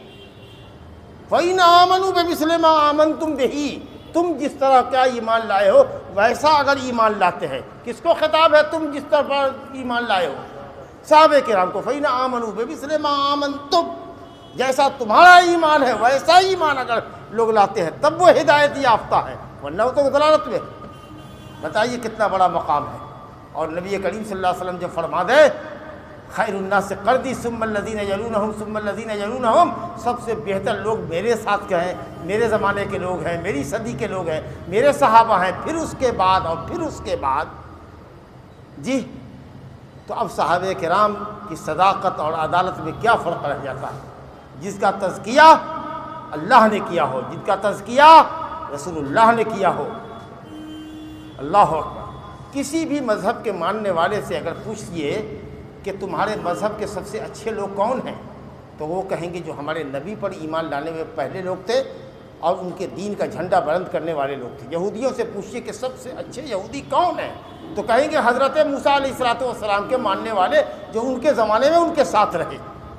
اور اگر عیسائیوں سے پوچھئے کہ تمہارے لوگوں میں سب سے اچھے لوگ کون ہیں، تو کہے گا حضرت عیسیٰ علیہ السلام کے حواری لوگ، ان کے مددگار لوگ جو ان کے ساتھ حواری تھے۔ اور اگر اہل سنت والجماعت سے پوچھئے، اہل الحدیث سے پوچھئے، اہل الاثر سے پوچھئے، منہج سلف کی پیروی کرنے والوں سے پوچھئے، تو وہ بھی یہ کہے گا بلا چون و چرا کہ امت میں سب سے افضل لوگ صحابہ کرام رضوان اللہ علیہم اجمعین ہیں۔ لیکن امت کے اندر ہی ایک ایسا طبقہ ہے جو اپنی نسبت اسلام کی طرف کرتا ہے اور نبی صلی اللہ علیہ وسلم اور آل بیت سے محبت کا دعویٰ کرتا ہے، وہ یہ کہتا ہے کہ سب سے برے لوگ اگر امت میں کوئی تھے تو نبی کے صحابہ کرام تھے۔ یہ شیعہ روافض جن کے دماغ کو، جن کے دل کو اللہ نے ان خبیثوں کو الٹ دیا ہے، یہ کہتے ہیں کہ سب سے برے لوگ نبی کے صحابہ تھے کیونکہ وہ مرتد ہو گئے۔ کافر ہو گئے، قرآن میں تبدیلی کر دی انہوں نے۔ کیا کہنا چاہتے ہیں؟ سیدھے لفظوں میں نہیں، دوسرے لفظوں میں یہ کہنا چاہتے ہیں کہ نبی صلی اللہ علیہ وسلم ہی گڑبڑ تھے، کیونکہ جب آدمی گڑبڑ ہوتا ہے تو اس کے ساتھی لوگ گڑبڑ ہوتے ہیں۔ آدمی کہتا ہے کہ اگر کسی کو دیکھنا ہو تو اس کو مت دیکھو، اس کے پارٹنرز کو دیکھو، اس کے دوستوں کی سرکل کو دیکھو۔ اگر کسی شخص کو جاننا ہو تو اس کو جانو مت، اس کے ساتھیوں کو جانو کہ کس طرح کے لوگوں کے ساتھ اس کی اٹھک بیٹھک ہے۔ اللہ اکبر۔ وہ یہ کہنا چاہتے ہیں کہ جب نبی کے صحابہ اتنے برے تھے، بدل گئے، منافق تھے نعوذ باللہ، تو یہ کہنا چاہتے ہیں کہ برے ساتھی کس کے ہوتے ہیں؟ جو خود برا ہوتا ہے۔ اور ان آیتوں کے متعلق جو قرآن میں لکھی ہوئی ہیں، ان کے متعلق ان کی یہ سب بدلی ہوئی آیتیں ہیں۔ گویا کہ آپ یہ کہنا چاہتے ہیں کہ قرآن مجید میں بھی امینڈمنٹ ہو گیا۔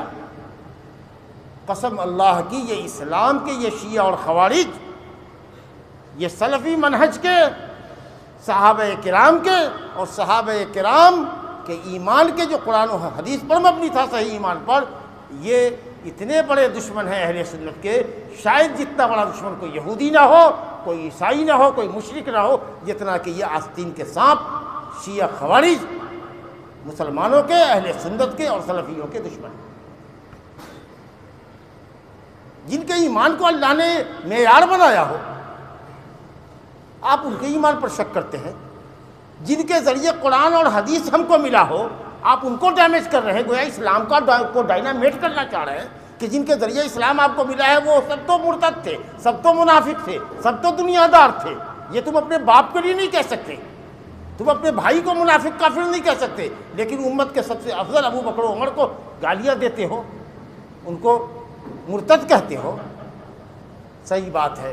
ام المومنین عائشہ سے جب کسی نے کہا کہ صحابہ کو گالیاں لوگ دے رہے ہیں، تو کہا کہ چلو اللہ نے بہتر فرمایا ہے، جو فیصلہ اس کا ہے، اللہ نے چاہا کہ ان کے مرنے کے بعد بھی ان کا ثواب جاری رہے، تو ایسے لوگ پیدا ہو گئے ہیں جو ان کو گالیاں دیتے ہیں، ان کے درجات بلند ہوتے ہیں اور ان کا گناہ ان کے اوپر چڑھتا ہے، ان کے درجات بلند ہوتے ہیں۔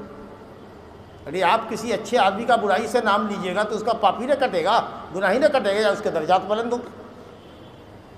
اللہ تعالیٰ فرماتا ہے انصار کی، مہاجرین کی تعریف کرنے کے بعد سورہ حشر میں، انصار کی تعریف کرنے کے بعد کہتا ہے اللہ تعالیٰ کہ والذین جاؤوا من بعدہم یقولون ربنا اغفر لنا ولاخواننا الذین سبقونا بالایمان ولا تجعل فی قلوبنا غلا للذین آمنوا ربنا انک رؤوف رحیم۔ جو لوگ مہاجرین اور انصار کے بعد آئے، جو لوگ بھی آئے، تابعین سے لے کر آج تک اور قیامت تک جو بھی لوگ آئیں گے، وہ اچھے لوگوں کی خوبی یہ ہوگی کہ وہ اپنے اگلے اچھے مسلمانوں کے حق میں دعائے خیر کریں گے، اور ان کے دلوں میں کوئی کینہ نہ ہوگا اگلے مسلمانوں کے لیے۔ لیکن آپ کا کینہ تو نبی صلی اللہ علیہ وسلم سے ہے۔ یہاں تک شیعوں کے یہاں عقیدہ ہے، 12 اماموں کے ماننے والے جو ہیں شیعہ امامیہ فرقہ، وہ تو یہ کہتا ہے کہ حضرت جبریل نے نعوذ باللہ خیانت کی۔ یہ نبوت تو حضرت علی کے پاس آئی تھی، لیکن وہ بھٹک گیا جبریل بھٹک گیا محمد صلی اللہ علیہ وسلم کے پاس۔ جو اس نے یہاں تک گستاخی اور بدتمیزی کی ہو، آپ ان سے کیا توقع رکھ سکتے ہیں؟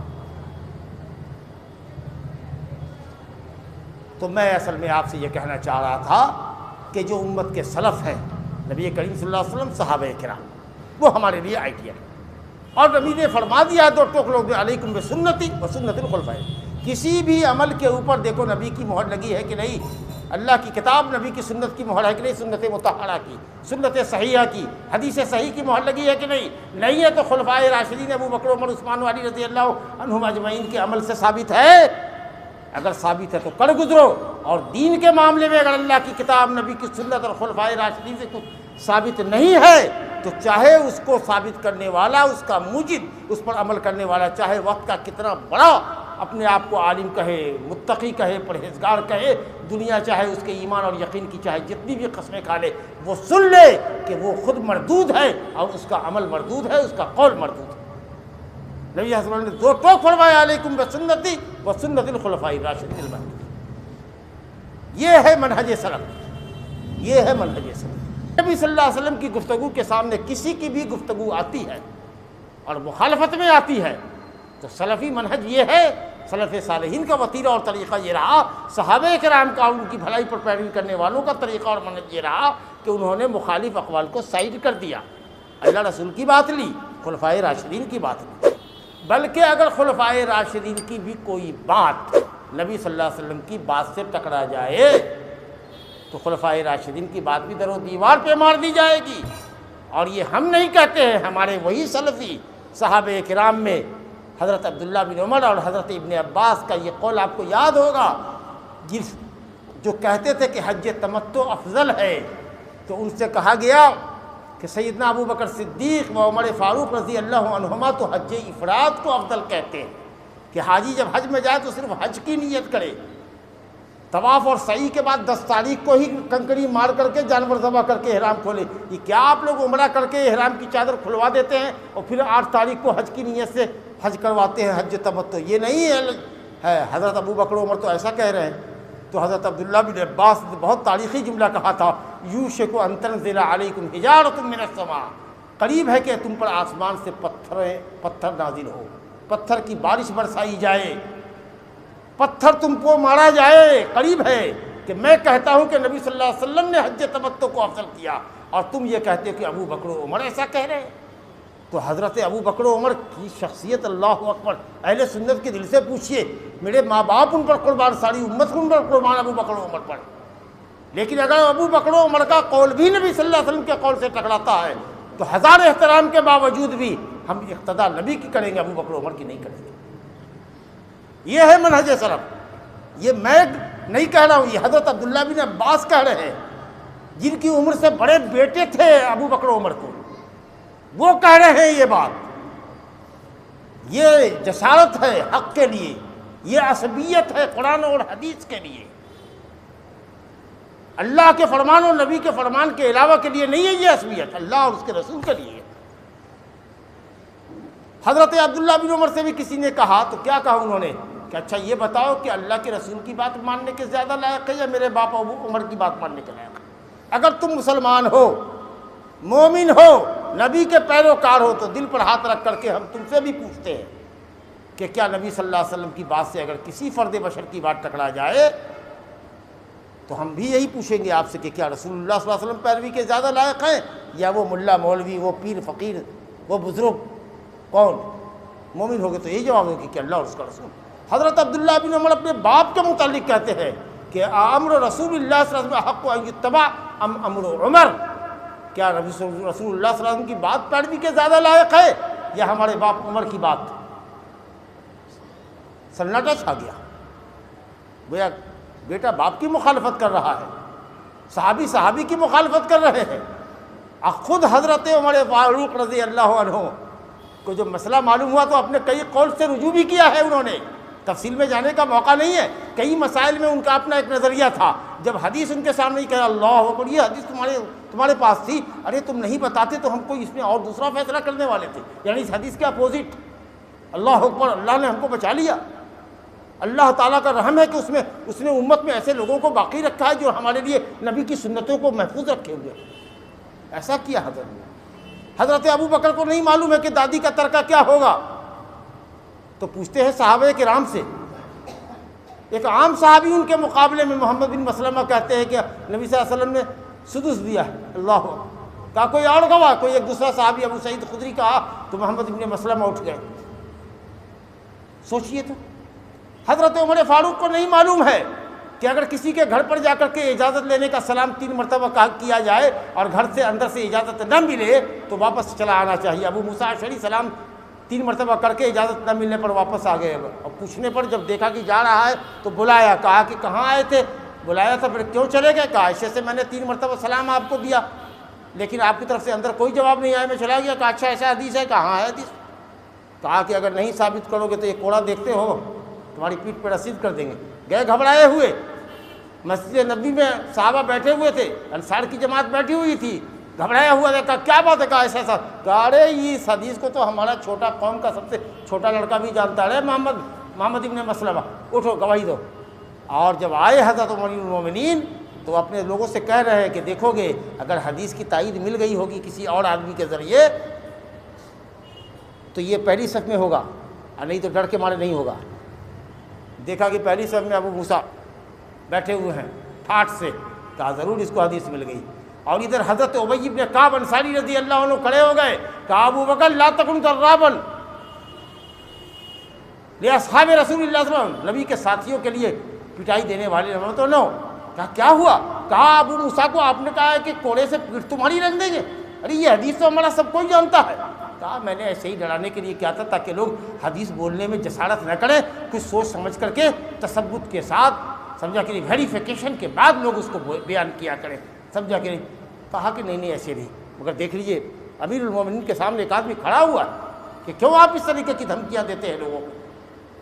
تو جب ابو بکر و عمر کو تمام حدیثیں نہیں معلوم ہو سکتی ہے تو کوئی یہ کہے کہ ہمارے امام صاحب نے جو کہہ دیا آمنا صدقنا 100% اس کی بات کو ہم مانیں گے. بتائیے یہ منہج سلف ہوگا؟ ہرگز منہج سلف نہیں. اور یہی وجہ ہے کہ جن ائمہ ہدا کو ہم ائمہ سلف میں شمار کرتے ہیں، والذین اتبعوہم بإحسان کے اندر شمار کرتے ہیں، امام مالک، امام ابو حنیفہ، امام شافعی، امام احمد، امام بخاری وغیرہ وغیرہ، سب نے یہی کہا اللہ کی قسم کہ جب نبی صلی اللہ علیہ وسلم کے فرمان کو ہمارے فتوے اور ہمارے قول کے خلاف دیکھو تو دیوار پر مار دو. وہاں سے شریعت کے احکام لو جہاں سے ہم لوگوں نے لیا. ارے عالم ہو، دلیلوں میں غور کر سکتے ہو، صحیح ضعیف حدیث کی تمیز اللہ تعالیٰ نے تم کو کرنے کی صلاحیت دی ہے. علامہ لکھاتے ہو، مناظر اسلام لکھاتے ہو، کیا کیا اپنے نام کے ساتھ القاب و آداب لکھاتے ہو. تو پھر کیوں آپ اندھے بن کر کے ایک امام کی تقلید کرتے ہو؟ جو جاہل ہے، جو ان پڑھ ہے، اس کے لیے تو اس کے مفتی کا فتویٰ ہی مذہب ہے. وہ کسی سے پوچھ رہے مولوی صاحب آپ داڑھی ٹوپی والے، آپ عالم ہیں کیا؟ ہاں بھائی میں عالم بھی ہوں، میں حافظ بھی ہوں.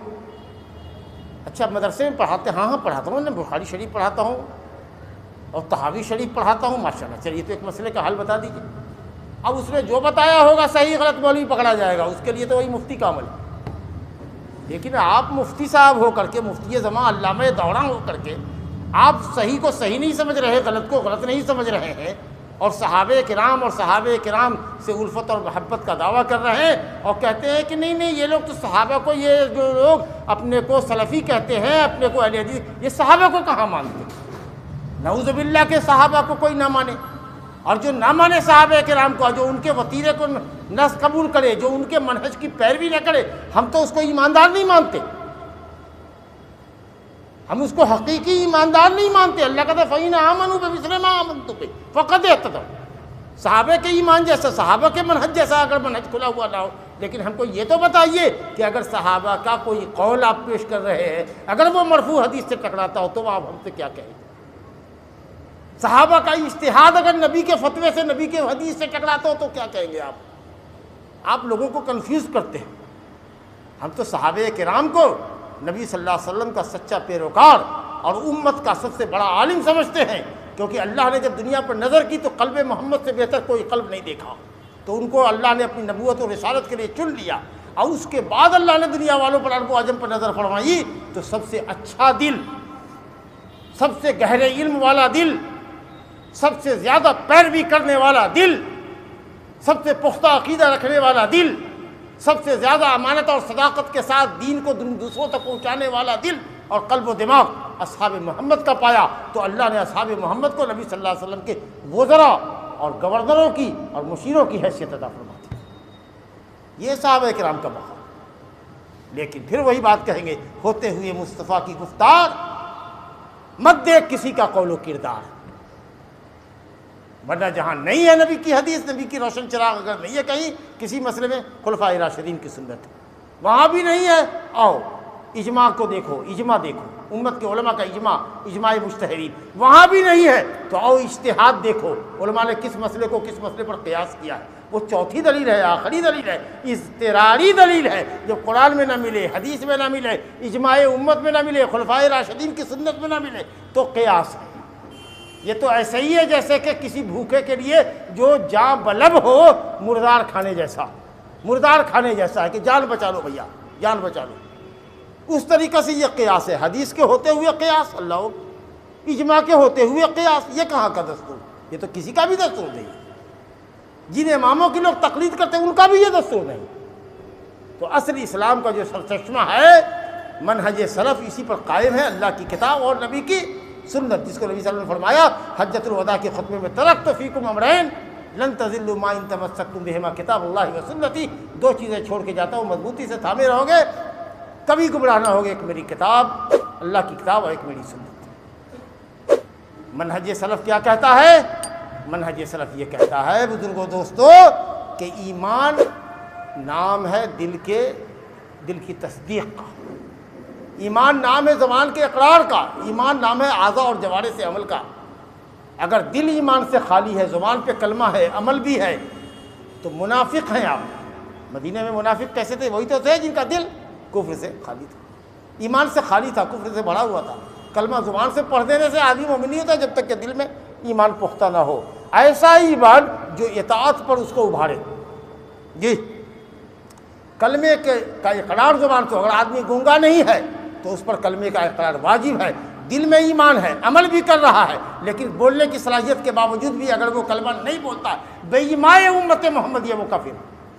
اس کو اشہد ان لا الہ الا اللہ و اشہد ان محمد رسول اللہ پڑھنا ہی پڑے گا۔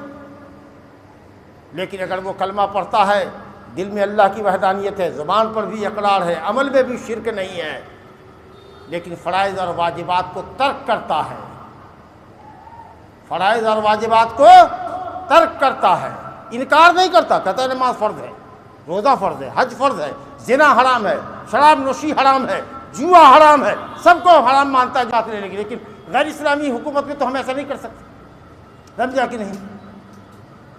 اسی طریقے سے کسی کے ذریعے کسی کا قتل عمل میں آ جاتا ہے، کوئی کسی کو جان بوجھ کے قتل کر دیتا ہے، مان لیجئے کہ زنا کو حلال نہیں سمجھتا ہے، حرام کاری سمجھ کے حرام کاری کرتا ہے۔ اہل سنت والجماعت سلف صالحین کا عقیدہ ہے کہ وہ اسلام سے خارج نہیں ہے، کیونکہ اللہ تعالیٰ فرماتا ہے ان اللہ لا یغفر ان یشرک بہ ویغفر ما دون ذلک لمن یشاء، اللہ تعالیٰ شرک کو کبھی معاف نہ کرے گا، شرک کے علاوہ جس گناہ کو جس بندے سے چاہے گا معاف کر دے گا۔ اب کہیے گا نماز والے کی کیا دلیل ہے؟ تو وہ کہتے ہیں کہ نماز چھوڑنا کفر ہے، نبی صلی اللہ علیہ وسلم نے فرمایا من ترک الصلاۃ متعمدا فقد کفر، تو نماز جس نے چھوڑا وہ کافر ہے نبی کے فرمان کے مطابق، لہذا وہ شرک اور کفر والی جو آیت ہے کہ جس کو اللہ معاف نہیں کرے گا اس میں داخل ہے وہ، سب جاتے ہیں۔ لیکن جو گمراہ فرقے ہوئے، مرجیہ فرقہ ہے، مرجیہ جہمیہ فرقہ ہے، اس نے کہا نہیں ایمان اگر دل میں ہے تمہارے، کسی نے کہا کہ دل میں زبان ہو، کلمہ زبان سے پڑھ لو، تو زندگی میں ایک نماز بھی نہ پڑھو اور زندگی کے تمام گناہوں کو بھی اگر کر لو، جتنے بھی گناہ دنیا میں پائے جاتے ہیں سب کر لو، لیکن دل میں اللہ کی معرفت حاصل ہے تم کو، تو تمہارا ایمان ابو بکر جیسا ایمان ہے، نعوذ باللہ، تم جنت میں پہلے داخل ہو جاؤ گے، دخول اول ملے گا، جہنم نہیں پاؤ گے، جہنم میں داخل نہیں کیے جاؤ گے۔ یہ مرجیہ گمراہ فرقہ ہے۔ اب بتائیے یہ فرقہ اباحیت کو، گناہ کو، بے حیائی کو، بدکاری کو کتنا فروغ دینا چاہتا ہے۔ ان کے یہاں ان کے یہاں تو دل میں اللہ تعالیٰ کی معرفت فرعون کو بھی حاصل تھی، ابو جہل کو بھی حاصل تھی، اور بھی دوسرے لوگوں کو حاصل تھی، تو معرفت قلبی کا نام ایمان نہیں ہے، آپ سمجھ رہے ہیں نا؟ تو دل کی معرفت ہو، دل کی تصدیق ہو، زبان کا اقرار ہو اور عمل ہو، لیکن اگر واجبات کا تارک ہے، گناہ کا مرتکب ہے، لیکن واجب اور فرض کا منکر نہیں ہے، اور حرام کو حلال کرنے کا عقیدہ نہیں رکھتا ہے، گناہ کو گناہ سمجھ کر ہی کرتا ہے اور واجب کو چھوڑتا ہے اور یہ کہتا ہے کہ ہم سے سستی ہوتی ہے، تو اہل سنت والجماعت کے نزدیک وہ آدمی دائرہ اسلام سے خارج نہیں ہے، برخلاف اس کے مرجیہ فرقے کے نزدیک کامل مومن ہے۔ اور خوارج جو فرقہ ہے شیعہ کا الٹرنیٹ، شیعہ نے حضرت علی کو اللہ کہہ دیا اور خوارج نے حضرت علی کو کافر کہہ دیا، جی، لیکن شیعہ کے مقابلے میں خوارج سم بیٹر، کیونکہ انہوں نے چند ایک کو، علی اور علی کے سپورٹرز کو کافر کہا۔ حضرت علی اور حضرت معاویہ کی جو جنگ ہوئی، جس کو جنگ صفین کہتے ہیں، تو اس کے اندر میں یہ دونوں فرقہ آمنے سامنے، تو خوارج نے حضرت علی نے جب حکم مان لیا، فیصلہ حضرت معاویہ کی طرف سے برچھے پر قرآن اٹھایا گیا، سپاہیوں نے اٹھایا کہ قرآن جو فیصلہ کر دے گا ہم مان لیں گے۔ حضرت علی نے تو شروع میں کہا کہ نہیں چال لگتی ہے، کیونکہ ہم غالب آ رہے ہیں، ہم فتح کے قریب آ رہے ہیں، ضرور اس میں کوئی نہ کوئی چال ہوگی، اور چال تھی ہی چال۔ لیکن حضرت علی کے مشورے مشیر کاروں نے کہا کہ اگر قرآن کو نیزے پر اٹھایا گیا ہے دوسرے فریق کی طرف سے، اگر آپ قرآن کو حکم نہیں مانیں گے تو دنیا آپ کیا کہے گی کہ آپ نے قرآن کے فیصلے کو نہیں مانا، خونی جنگ جاری رکھا آپ نے۔ کہا ایسی بات ہے، یہ بات بھی ٹھیک ہی کہتے ہو تم۔ مان لیا انہوں نے کہ چلو ٹھیک ہے، قرآن جو فیصلہ کر دے گا لے لیں گے۔ اس کا کیا نتیجہ ہوا یہ تو بہت لمبی داستان ہے اس کو چھوڑیے، وہ میرا موضوع نہیں ہے۔ ہم یہاں یہ صرف کہنا چاہتے ہیں کہ اسی کے نتیجے میں یہ گمراہ فرقہ خوارج نکلا، حضرت علی کے گروپ سے نکل گیا۔ کہا کہ انہوں نے آدمی کو حکم بنا لیا، قرآن کو حکم بنا لیا۔ بیوقوف، تو قرآن کو حکم بنانے میں قرآن کا فیصلہ کون سناوے گا؟ قرآن کی آیت کا معنی مطلب کون بتاوے گا؟ عالم نہ بتاوے گا؟ بیوقوف سب ہے۔ دیکھیے سمجھ نہیں ہے، بات کر رہے ہیں قرآن کی۔ اللہ کہتا ہے قرآن میں ان الحکم الا للہ، حکم اللہ کا چلے گا۔ آپ نے فلاں کو جج کیوں مان لیا؟ آپ ادھر سے ایک آدمی، آپ نے ادھر سے ایک آدمی، ارے وہ دونوں آدمی جج رہے گا، فیصلہ اللہ کا کرے گا، لیکن کرے گا تو ججمنٹ آدمی ہے نا۔ جب بیوقوف سے ہوئے، اللہ تعالیٰ قرآن میں کہتا ہے فَبَعْثُوا حَكَمًا مِّنْ أَهْلِهِ وَحَكَمًا مِّنْ أَهْلِهَا۔ عورت مرد میں جھگڑا ہو جائے تو عورت کی پٹی سے ایک آدمی، مرد کی طرف سے ایک آدمی آوے، اور دونوں کو اللہ نے حکم کہا کہ دونوں مل کر کے مشورہ کرو، حالات کو دیکھو، دونوں کا اوپینین لو، پلس مائنس کرو اور دیکھو کہ کس کی غلطی کیا ہے، دونوں میاں بیوی کے درمیان صلح کرنے کی کوشش کرو۔ اللہ نے ان کو حکم بنا دیا۔ اب آپ غور فرمائیے، تو قرآن کی بات تو کرتے ہیں خوارج، حدیث کی بات تو کرتے ہیں، لیکن وہ خوارج ہیں، دین سے نکلے ہوئے لوگ ہیں، ایسے دین سے نکل گئے جیسے کہ تیر کمان سے نکل جاتی ہے۔ دین سے نکل گئے اس لیے خوارج ہوئے، دین حضرت علی کے گروپ سے نکل کر کے حضرت علی کو کافر کہا اور ان کے سپورٹرز کو کافر کہا، اس لیے خارجی بن گئے، کافر ہو گئے۔ کہا کہ نبی صلی اللہ علیہ وسلم نے فرمایا کہ اگر میں ان کو پاتا تو عاد و ثمود کی طرح قتل کر دیتا، لیکن یہ شیعہ روافض، یہ شیعہ امامیہ نے تو 5 صحابہ کے علاوہ پوری امت کے صحابہ کرام کو، لاکھ سے زیادہ صحابہ کو کافر کہا۔ کیا آپ بات کریں گے؟ کتنی خطرناک ہے۔ قسم اللہ کی، اسلام سے نسبت رکھنے والے گمراہ فرقوں میں شیعہ اور روافض سے زیادہ کوئی خطرناک نہیں، اس کے بعد اگر کوئی ہے تو یہ خوارج ہے۔ اصل میں ان کا قصور کیا ہے میں بھی آپ کو بتاؤں، بات نکل جائے گی۔ بہت سارے لوگ قرآن اور حدیث کی بات کرتے ہیں اور لوگ یہ ان کی بنیاد پر سلف صالحین کو برا بھلا کہتے ہیں، سلفیوں کو برا بھلا کہتے ہیں۔ ارے یہ لوگ سلفی لوگ ہیں، مونچھ مڑائے ہوئے ہیں، بال مڑائے ہوئے ہیں، یہ داڑھی لترائے ہوئے ہیں۔ الحمدللہ داڑھی لترانا تو سنت ہے، لیکن مونچھ مڑوانا سنت نہیں ہے، سالوں بھر بال چھلوانا سنت نہیں ہے۔ اے یہاں گردن پہ ہاتھ باندھے ہوا ہے، چھوٹی چھوٹی بات میں اختلاف ہوگا تو جماعت سے نکل جائے گا، کافر ہے، یہ فاسق ہے، اس طرح کی باتیں کرے گا۔ بات قرآن حدیث کی کرے گا، لوگ کہے گا دیکھو ان سلفیوں کو، دیکھو دیکھو آپسی میں ایک دوسرے کو کافر کہہ رہے ہیں۔ حقیقت یہ ہے کہ اللہ کی قسم یہ سلفی نہیں ہے، یہ خارجی ہے۔ وہ قرآن حدیث ہی کی بات کریں گے، حدیث میں لکھا ہوا ہے، نبی صلی اللہ علیہ وسلم نے فرمایا کہ وہ لوگ ہوں گے جو ہماری زبان میں بات کریں گے، قرآن حدیث بات کریں گے، لیکن قرآن حدیث کی سمجھ سے خالی ہوں گے۔ صرف زبان پر قرآن حدیث ہوگا، دل میں قرآن حدیث نہیں ہوگا۔ یہاں کے نیچے قرآن نہیں ہوگا، سینے کے نیچے، گلا حلق کی طرف اشارہ کہا کہ اس کے نیچے لا یجاوز تراقیہم، قرآن اور حدیث ان کے حلق کے نیچے نہیں ہوگا۔ قرآن کو اپنی تھیوری سے سمجھیں گے، قرآن کو صحابہ کے منہج پر نہیں سمجھیں گے۔ یہی جو لفظ ہے کہ قرآن حدیث کی باتیں تو سب کرتے ہیں، لیکن جب یہ کہیے گا کہ کیا قرآن مجید کی اس آیت کا مطلب صحابہ کرام نے یہ سمجھا تھا، کہا کہ کیا ضروری ہے کہ ہم ان کی سمجھ کو لیں، ہمارے پاس بھی تو اپنی سمجھ ہے، ان کے نہ ہی سمجھ انہی کی لینی پڑے گی آپ کو، کیونکہ قرآن کو اترتے ہوئے انہوں نے دیکھا ہے، صاحب قرآن کو انہوں نے دیکھا ہے، قرآن کا فرمان انہوں نے ان کے منہ سے سنا ہے، حدیث کو سنا ہے انہوں نے، اور کانٹیکسٹ ان کو معلوم ہے کہ کس موقع پر بولے ہیں، کس انداز میں بولے ہیں، view of point of view کیا تھا، بولنے کا انداز کیا تھا، وہ سب صحابہ کرام ہیں۔ ان کی تفسیر، ان کا فہم ہی ہمارے لیے حجت ہے، اس کے مقابلے میں کسی کا فہم ہمارے لیے حجت، کسی کی سوچ ہمارے لیے حجت نہیں ہے۔ یہی ایک چیز ہے جو سلفی کو غیر سلفی سے الگ کرتی ہے۔ تو میں نے آپ سے کہہ دیا کہ بہت سارے لوگ قرآن حدیث کی بات کریں گے، لیکن منہج نہیں ہے، صحابہ کرام کا منہج نہیں ہے، رسول اللہ کی سمجھ نہیں ہے، صحابہ کرام کی سمجھ نہیں ہے۔ بھلائی کے ساتھ صحابہ کرام کی پیروی کرنے والے تابعین، تبع تابعین، ائمہ ہدی، امام مالک، امام ابو حنیفہ، شافعی، حنبل، بخاری، مسلم، نسائی، ابو داؤد، ترمذی کی سمجھ نہیں ہے، اپنی سمجھ ہے، ان کی اپنی سمجھ ہے۔ تو یہ بات یاد رکھیے کہ جب ہم یہ کہتے ہیں سلف صالحین کے منہج کی پیروی کرنے والے ہم اہل الحدیث ہیں، ہم حدیث کی پیروی کرتے ہیں، ہم اہل الجماعت ہیں، ہم اس جماعت کو فالو کرتے ہیں جو صحابہ کرام کی جماعت تھی، ہم قرآن و حدیث میں متفق رہنے والے لوگ ہیں، تو حقیقت میں بھی ہونا چاہیے، صرف نام کی حد تک نہیں ہونا چاہیے، ورنہ بہت سے بدعتی فرقوں نے بھی، ایون خوارج نے اپنے کو اہل حدیث کہہ کر کے اہل حدیثیت کو بدنام کیا، کیونکہ انہوں نے ٹارگٹ اہل حدیثوں کو بنایا۔ وہ تو جان رہے ہیں کہ لتھڑا ہوا صاف ستھرا اسلام اہل حدیث کے علاوہ کسی کے پاس ہے ہی نہیں، ان کو تو گولی مارو، کوئی شرک میں پڑا ہوا ہے، کوئی بدعت کی غلاظتوں میں ہے، کوئی تقلید کے دلدل میں دھنسا ہوا ہے، اگر کوئی ایک قرآن حدیث کی صاف ستھری بات اور صحابہ کے منہج کی بات کرتا ہے تو وہ اہل الحدیث ہے۔ لہٰذا کیوں نہ ہم قرآن حدیث کے تیر سے ان کو گھائل کریں۔ مگر سمجھنے والے سمجھتے ہیں کہ یہ جو تم بتا رہے ہو، یہ جو تم فہم بتا رہے ہو، یہ سمجھ جو سمجھا رہے ہو، کیا یہ سمجھ نبی نے سمجھی ہے، صحابہ کرام نے سمجھی ہے؟ کیا یہ صحابہ کرام کے متبعین پیروکاروں کی سمجھ ہے؟ اگر نہیں ہے تو ہٹاؤ، یہ تم خارجیت کی باتیں کرتے ہو۔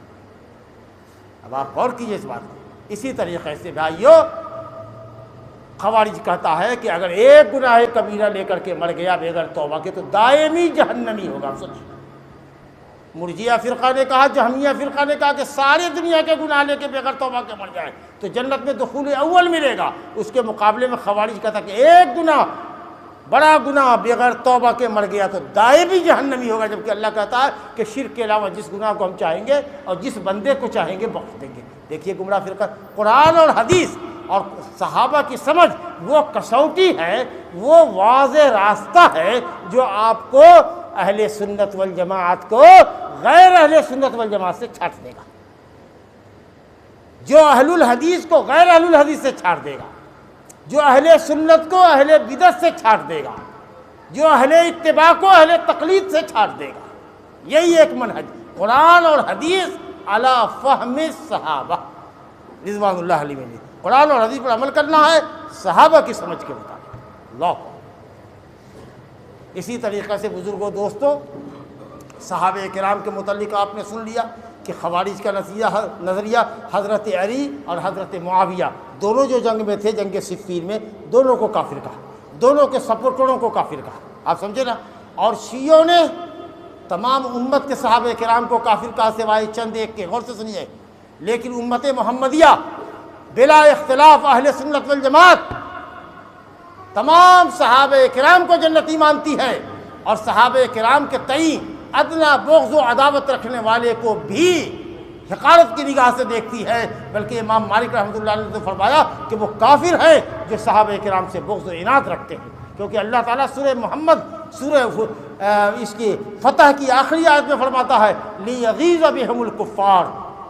صحابہ کرام کا ذکر، ان کی عبادتوں کا ذکر کرنے کے بعد اللہ فرماتا ہے کہ صحابہ کرام کو جو اللہ نے ترقی عطا فرمائی اور 10 سالوں کے اندر انہوں نے پورے عرب کے اوپر اسلامی جھنڈا گاڑ دیا، تو ان سے بغض و عداوت رکھنے والے، ان سے اپنے دلوں میں تنگی اور غصہ رکھنے والے کون ہیں؟ کفار۔ امام مالک رحمۃ اللہ علیہ کہتے تھے کہ وہ تو کافر ہے۔ اسی طریقے سے تمام صحابیات اور خاص کے ازواج امہات المومنین رضی اللہ عنہن امت کی سب سے بہترین عورتیں ہیں، ازواج مطہرات امت کی سب سے بہترین عورتیں ہیں، بنات رسول اللہ صلی اللہ علیہ وسلم اور خاص کے حضرت سیدہ فاطمہ زہرا جنتی عورتوں کی سردار ہیں۔ الحمدللہ ہم اہل سنت اہل بیت سے محبت نہیں کریں گے تو کہاں کریں گے؟ کس سے کریں گے؟ اگر وہ مومن ہیں تو محبت کریں گے۔ اہل بیت میں تو ابو لہب بھی ہے، مگر بلڈ کا رشتہ ہے، دین کا رشتہ نہیں ہے، اس لیے اس پر دیکھو قرآن مجید میں لعنت ہے۔ لیکن جو اہل بیت کے مسلمان ہیں، اگر وہ صحابہ کرام ہیں تو ماشاءاللہ صحابی بھی ہے، رسول کے رشتہ دار بھی ہیں، ان کا تو اور مقام اونچا ہے۔ لیکن کیا کرو گے؟ حضرت علی اگر داماد ہیں اور صرف وہی اکیلے مسلمان ہیں تو 2 بیٹیوں کے داماد تو حضرت عثمان بھی ہے، ان سے عداوت کیوں ہے آپ کو؟ اور اگر 2 کو آپ نے بیٹیاں دی ہیں تو 2 کی بیٹیاں بھی آپ نے لی ہیں، 2 آپ کے سسرے بھی ہیں، ابو بکر و عمر نے اپنی بیٹیاں نبی کو دی ہے، تو سسرالی رشتہ تو دونوں سے بنتا ہے۔ اور خود نبی صلی اللہ علیہ وسلم نے اپنی زندگی میں حضرت ابو بکر کی امامت کو قبول کی ہے، کہا ان کو حکم دو کہ وہ نماز پڑھاوے۔ کہنے والی کہہ رہی ہے آپ کی بیوی حضرت عائشہ صدیقہ، اور ان کو اگر آپ جھڑک رہے ہیں تو حضرت حفصہ کہہ رہی ہے کہ ابو بکر بہت رجل اسیف، بڑے رقیق القلب ہے، آپ کی جگہ پہ کھڑے ہوتے ہیں تو اتنا روتے ہیں کہ قرآن سمجھنے میں نہیں آتا۔ دوسرے کو کہ میرے باپ عمر کو کہیے نا، تو آپ نے کہا ان صواحب یوسف، ان صواحب یوسف، تم یوسف کی ساتھی زلیخا کی طرح ہو۔ اور آگے جملہ کہا وَيَأْبَى اللَّهُ وَرَسُولُهُ إِلَّا أَبَا بَكْرٍ، اللہ اور اس کے رسول کو ابو بکر کے سوا کوئی اور دوسرا پسند نہیں ہے۔ کیا بات کرتے ہیں؟ صحابہ کرام سے محبت رکھنا ہمارا جزء ایمان ہے، اہل سنت والجماعت کا ایمان ہے، اہل سلف کا عقیدہ، یہ ہمارا بنیادی عقیدہ۔ ہم کسی بھی صحابی کا نام بغیر رضی اللہ عنہ کہ نہیں لیتے، کسی تابعی کا جو اچھے تابعی گزرے ہیں، تبع تابعی کا، ائمہ دین کا، ائمہ ہدایت کا جو قرآن و حدیث پر صحابہ کی پیروی کرنے والے لوگ ہیں، ان کو ہم رحمۃ اللہ علیہ کے نام کے ساتھ یاد کرتے ہیں۔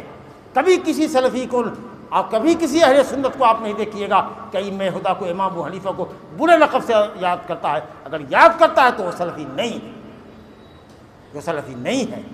علماء کی توقیر، علماء کا احترام واجب۔ مسئلے میں اختلاف اپنی جگہ ہے، جو صحیح مسئلہ ہوگا دلیل کی روشنی میں ہم اس پر عمل کریں گے۔ اگر ہم عالم ہیں اور صحیح غلط میں تمیز کر سکتے ہیں تب، لیکن ہمارے لیے جائز نہیں ہے کہ ہم امت کے علماء کو، جو مجتہد علماء تھے، قرآن و سنت کے عالم تھے، یقیناً وہ معصوم نہیں ہے، ان سے غلطی ہوئی ہے اور ان سے فتاوے غلط صادر ہوئے ہیں، قصداً نہیں اجتہاداً، لیکن ہم ان کی شان میں ایک لفظ بھی نازیبا اگر ہم استعمال کرتے ہیں تو یہ ہمارے فاسق ہونے کی علامت ہے، یہ ہمارے فاجر ہونے کی علامت ہے۔ اب اس کے آگے ہم کیا بتاویں آپ کو کہ منہج سلف کیا کہتا ہے، ائمہ کا احترام کرتا ہے۔ چھوٹا منہ بڑی بات، نئے نئے لڑکے سب انگریزی میں اسکول میں پڑھ کے آگے مسٹر لوگ ہیں، ماسٹر لوگ ہیں، مسٹر برادر لوگ ہیں، علماء کرام کی شان میں نہ جانے کیا کیا بولتے ہیں، بڑے بڑے علماء کو ٹارگیٹ کرتے ہیں۔ نعوذ باللہ من ذالک، یہ سلف کا عقیدہ نہیں ہے، یہ منہج سلف کا نہیں ہے۔ اور خاص کے ازواج مطہرات، اللہ اکبر، کیا کہنا ان کا۔ اور حضرت امام مالک تو یہاں تک کہتے تھے، اور ابن کثیر نے کہا کہ اگر کوئی شخص ابو بکر صدیق کو گالی دیتا ہے تو اس میں اختلاف ہے کہ وہ کافر ہوگا کہ فاسق ہوگا، لیکن اگر کوئی اماں عائشہ رضی اللہ عنہا کو اس الزام سے متہم کرتا ہے جو عبداللہ بن ابی منافق نے لگایا تھا، زناکاری کی نعوذ باللہ تہمت، اور قرآن مجید میں اللہ نے 18 آیتوں میں بڑھاتی نازل فرما دی سورہ نور کے اندر، اب اس کے بعد اگر کوئی اماں عائشہ رضی اللہ عنہ پر بددیانتی کا الزام لگاتا ہے، بد کرداری کا الزام لگاتا ہے، قسم اللہ کی وہ کافر ہے، قرآن کا جھٹلانے والا ہے، واجب القتل ہے۔ لیکن آپ کو تعجب نہ ہوگا سن کر کے کہ وہ آج تک کہنے والے شیعہ امامیہ یہی کہتے ہیں کہ حضرت عائشہ فاحشہ تھی، بدکار تھی، اور یہاں تک کہتے ہیں کہ نبی صلی اللہ علیہ وسلم کو، یہ شیعہ امامیہ کہتے ہیں کہ کچھ دن جہنم میں جانا پڑے گا کیونکہ انہوں نے اپنی شرمگاہ عائشہ اور حفصہ کی شرمگاہ میں ڈالی تھی، جو انہوں نے بیویاں سمجھ کر کے ان کافرات کے ساتھ فاحشات کے ساتھ جو انہوں نے صحبت کیا ہے، اس کے نتیجے میں آپ کے جسم کا وہ حصہ، وہ پرائیویٹ پارٹ، مخصوص پارٹ، وہ جہنم میں ڈالا جائے گا تاکہ آپ کی تطہیر، آپ کی صفائی ہو جائے، اس کے بعد جنت میں آ جائے گی۔ یہ جن کا عقیدہ ہو، بتائیے کہ یہود و ہنود کیوں نہیں ان سے شرمائے؟ یہود بھی شرما جائے، ہنود بھی شرما جائے۔ جو نبی کی بیوی کو ایسا کہتا ہے، گویا یہ کہنا چاہتے ہو الخبیثات للخبیثین کے تحت بری عورتیں برے مردوں کو ملتی ہیں، گویا اگر حضرت عائشہ خبیثہ تھی تو کیا نعوذ باللہ نبی صلی اللہ علیہ وسلم خبیث تھے؟ کیا تمہارے یہاں مقام رسالت کا احترام ہے؟ جن کے آل بیت کا کلمہ پڑھتے ہو، آپ مالا جپتے ہو، جس کے نتیجے میں آل بیت کو اللہ نے یہ عزت دی ہو، اس نبی کو جہنم میں جھونک رہے ہو، ان کو خبیث ثابت کر رہے ہو۔ میرے بھائیوں، اہل سنت والجماعت کا نظریہ یہ نہیں ہے کہ صحابہ کی دشنام ترازی کی جائے، حرزہ سرائی کی جائے، گستاخی کی جائے۔ جس کو بھی دیکھو کہ کسی صحابی کی شان میں گستاخی کر رہا ہے، سمجھ لو کہ وہ امت کا منافق آدمی، سمجھ لو کہ وہ زندیق ہے، منافق ہے، زندیق ہے، صحابہ کے لیے عداوت رکھنے والا زندیق ہے، فاسق و فاجر ہے، ملحد و مرتد ہے، یہ تک سمجھ لو۔ اسی طریقہ سے میرے بھائیو، سلف کا عقیدہ اور نظریہ کیا ہے، اصولی باتیں بتا رہا ہوں، تفصیل میں نہیں جا رہا ہوں، کہ اللہ تعالیٰ کے جو نام ہیں، جو صفات ہیں، جو قرآن میں ہیں، جو صحیح حدیثوں کے اندر ہے، ہم ان ناموں پر، ان صفات پر ایمان لائیں، کسی نام اور کسی صفت کا انکار نہ کریں، نہ کسی کی تعویل کریں۔ دیکھیے گا اکثر لوگ آپ کو مل جائیں گے فلسفیوں کو آئیڈیل بنا کر کے اللہ کی صفات کو بندوں کی صفات پر منطبق کر کے، محمول کر کے تشبیہ دے دیا۔ صوفیہ کہتے ہیں کہ ہمارے ہاتھ، کان، آنکھ، پاؤں اللہ کی جیسے، انا الحق، انا الحق، انا الحق، انا ہو کرتے ہیں، انا الحق، انا کا نعرہ لگاتے ہیں۔ اللہ حلول کر گیا ہمارے اندر، نعوذ باللہ۔ حلولی فرقہ، اتحادی فرقہ، سارے لوگ اللہ ہی ہے، وَمَا الْكَلْبُ وَالْخِنْزِيرُ إِلَّا إِلَٰهُنَا۔ صوفیہ، گمراہ صوفیہ کہتے ہیں کتا سور سب اللہ ہی، ایک ہی وجود ہے کائنات میں اللہ کا جو تمہاری شکل میں تمہاری کتا بلی سب کی شکل جو ہے سب اللہ۔ ابن عربی جو تھا، ابن عربی جس کو بہت بڑا صوفی کہا جاتا ہے، تلمسانی جو تھا، یہ سب کتا کو چمنا لیتا تھا کہ میرا رب ہے، آڑے میرا رب، آڑے میرا رب، آڑے میرا رب۔ پاگل تھے کہ نہیں، دیوانے تھے کہ نہیں؟ ذکر کے نام پر طبلہ بجاتے ہیں، دف بجاتے ہیں، ذکر چل رہا ہے، جا کے دیکھو بازار پر کسی وقت قوالی چل رہی ہے، بزرگ خوش ہو رہے ہیں ان کے عقیدے کے مطابق، قوالی چلتی ہے، دف بج رہا ہے، تالیاں بج رہی ہے، ڈھولک بج رہا ہے، موسیقی بج رہی ہے، رقص ہو رہا ہے۔ صوفیوں کی یہاں بہت بڑی عبادت ہے ڈانس کرنا، بول ڈانس کرتے ہیں رات میں، جب وہ آتے ہیں حال اور قال جب کہتے ہیں کہ اب کالا حال آیا، شیطان گویا کہ پورے طور پر سوار ہو گیا، تو دیکھیے گا بول ڈانس کرنے لگے۔ کیا کیا خرافاتی ہے! ارے اللہ کا ذکر کرو جو ذکر قرآن حدیث میں آیا ہے، صبح سے شام ہو جائے گی وہ ذکر ختم نہیں ہوگا۔ اور نبی کریم صلی اللہ علیہ وسلم پر درود و سلام بھیجو، درود ابراہیمی بھیجو۔ کیوں درود لکھمی پڑھتے ہو؟ کیوں درود تاج پڑھتے ہو؟ کیوں قصیدہ بردہ پڑھتے ہو؟ یہ منہج سلف ہے۔ صحابہ کرام سے اچھے عربی کلمات تم کو آتے ہیں؟ صحابہ کرام نے کہا یا رسول اللہ، اللہ آپ کو صلاۃ و سلام بھیجتا ہے اور کہتا ہے صلو علیہ وسلموا تسلیما، تو سلام پڑھنا تو ہم کو آ گیا نماز میں، تحیات میں السلام علیکم ایھا النبی ورحمۃ اللہ وبرکاتہ، لیکن درود کیسے پڑھیں؟ کیف الصلاۃ علیک یا رسول اللہ، آپ خاموش رہے یہاں تک کہ وحی آئی۔ جب ہوش میں آئے، جبریل چلے گئے، تب آپ نے پوچھا کہ پوچھنے والا کہاں گیا جو درود کے متعلق صلاۃ کے متعلق پوچھ رہا تھا؟ کہا ہم نہ یا رسول اللہ، کہا قولوا، کہو اللہم صلی علی محمد وعلی آل محمد کما صلیت علی ابراہیم وعلی آل ابراہیم انک حمید مجید، اللہم بارک علی محمد وعلی آل محمد کما بارکت علی آل ابراہیم وعلی آل ابراہیم انک حمید مجید۔ درود پڑھو، ذکر کرو، جو طریقہ ہے اجتماعی ذکر کر رہے ہیں، سبحان اللہ تو سب سبحان اللہ، انگلیوں پر ذکر کرو نا، انگلیوں پر ذکر کرو، یہ قیامت کے دن گواہی دیں گی۔ اگر بہت بوڑھے ہو نہیں یاد رہتا، 33 کی گنتی نہیں یاد رہتے، چلو کوئی دانہ لے لو، مجبوری ہے تو، لیکن فیشن بن گیا، جوان ہے تسبیح کا دانہ لیا ہے، آپ سے بات کر رہا ہے، دیکھیے گا تسبیح کا دانہ ہاتھ میں لیے ہوا ہے، اور اتنی لمبی تسبیح لی ہوا ہے جتنا بڑا اس کا قد و قامت ہے۔ ذکر و اذکار چلتے چلتے دکھاتے دکھاتے کر رہے ہو، ہے کہ لوگ بزرگ سمجھے، اتنا بڑا پہنے ہوا ہے، اب پگڑی اتنی بڑی لٹکی ہوئی ہے کہ زمین بہارتی ہوئی پیچھے پیچھے جھاڑو دیتا ہوا جا رہا ہے۔ نبی صلی اللہ علیہ وسلم کی پگڑی تو ذلکی نہیں دیتی، نبی صلی اللہ علیہ وسلم کا بال تو آدھے کندھے پر آتا تھا یا کندھے کو چھو رہا ہوتا تھا، تمہارا تو کاکل تمہارے کمر تک ہے، اس کے نیچے تک ہے۔ کون ہو تم لوگ پاگل دیوانے سب؟ اس طرح کے لوگ آپ کو ہزاروں مل جائیں گے۔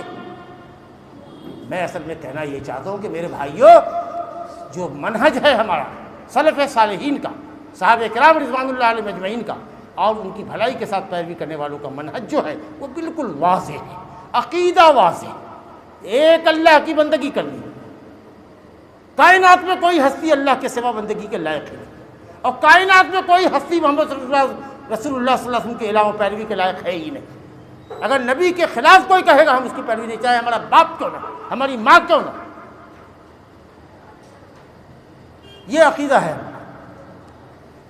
جو صحیح العقیدہ لوگ ہیں، اعمال بد کی وجہ سے یا واجبات کے ترک کی وجہ سے یا گناہوں کے ارتکاب کی وجہ سے ہم ان کو نہ مکمل مسلمان مانتے ہیں، نہ ہم ان کو اسلام سے خارج کرتے ہیں۔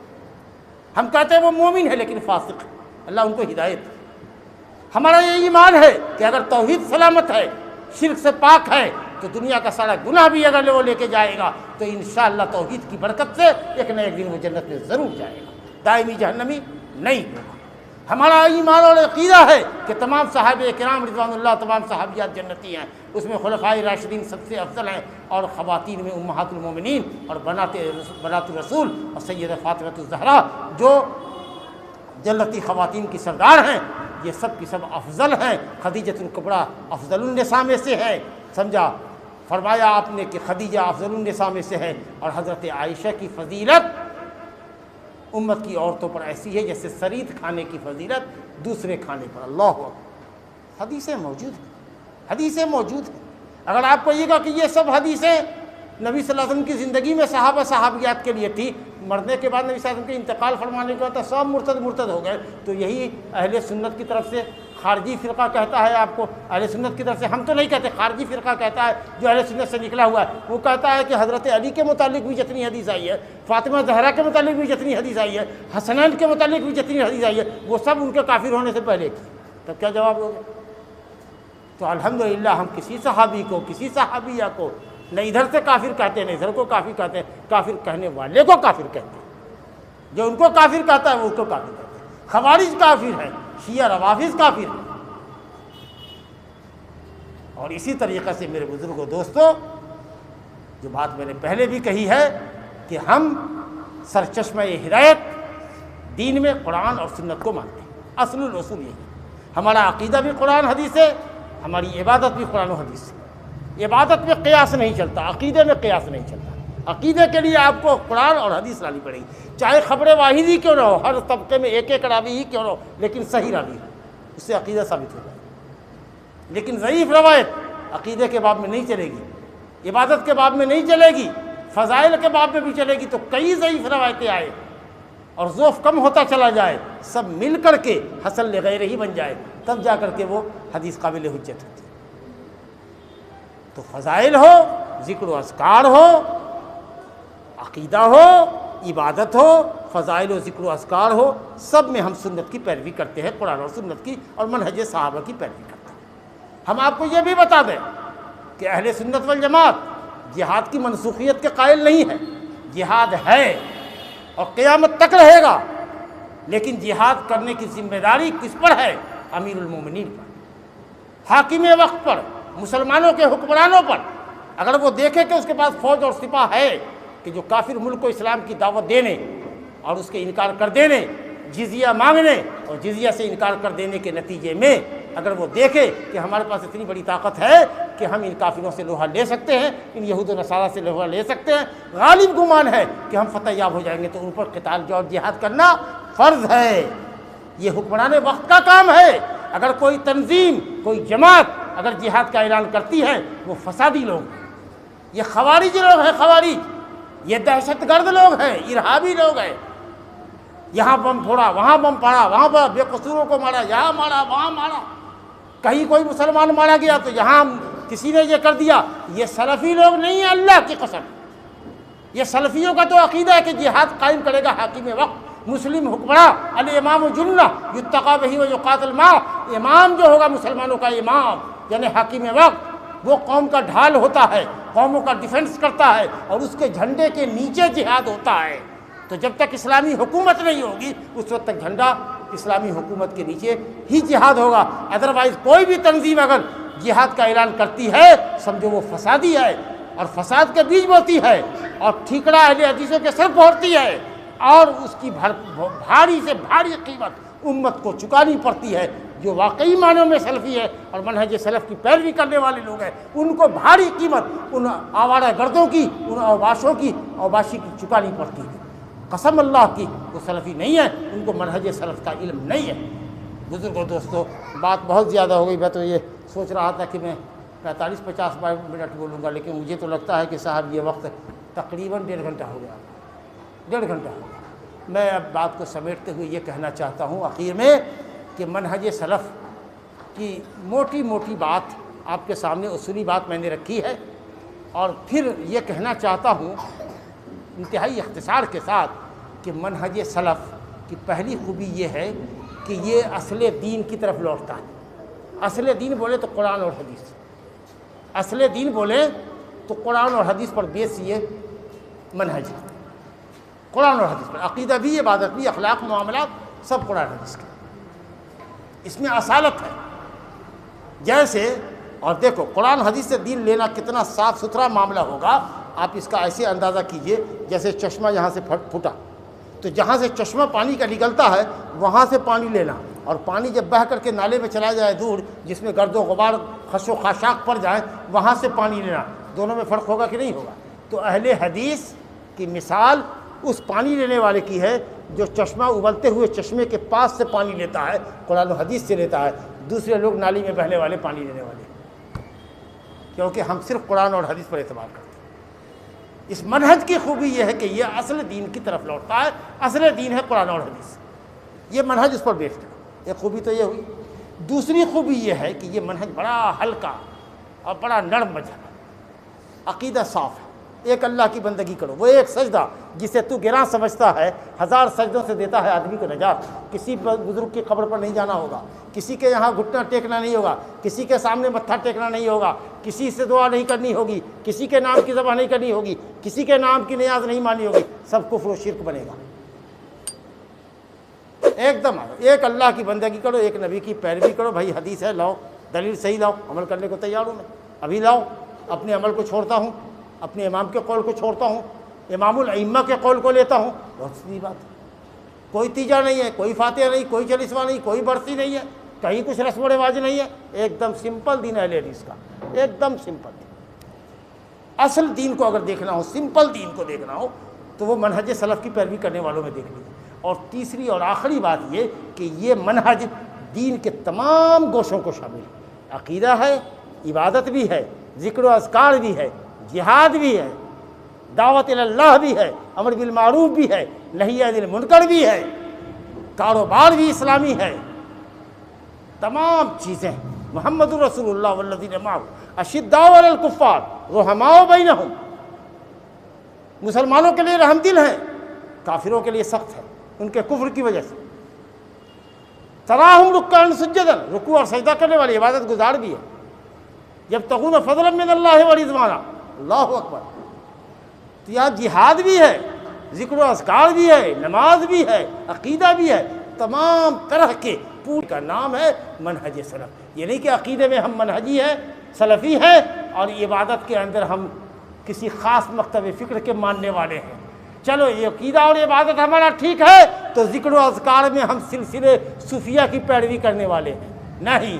ہم عقیدے میں تقدیر کے باب میں نہ ہم معتزلہ ہیں نہ ہم جبریہ ہیں، ہم اللہ کے نام اور صفات کے باب میں نہ ہم خارجی ہیں نہ ہم معتزلی ہیں نہ ہم اشعری ہیں کہ اللہ کے صفات کی تعویل کرنے والے لوگ۔ صحابہ کرام کی عزت اور احترام کے معاملے میں نہ ہم خارجی ہیں نہ ہم شیعہ ہیں، ہم تمام صحابہ سے محبت کرنے والے ہیں۔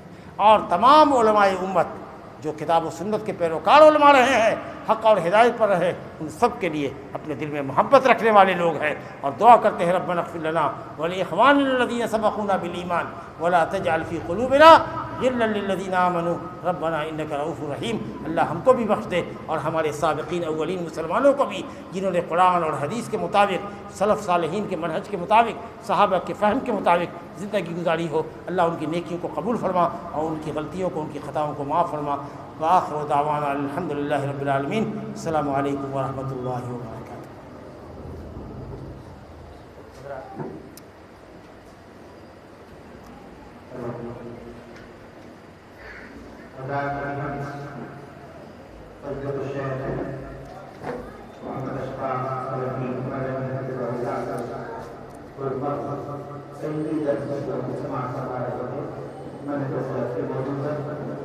الحمدللہ شیخ محترم نے بہت ہی مدد انداز میں شروع کر دی۔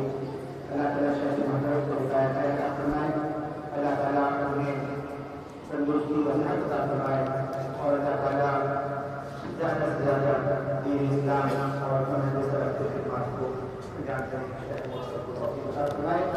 حضرات، اس درس کے بعد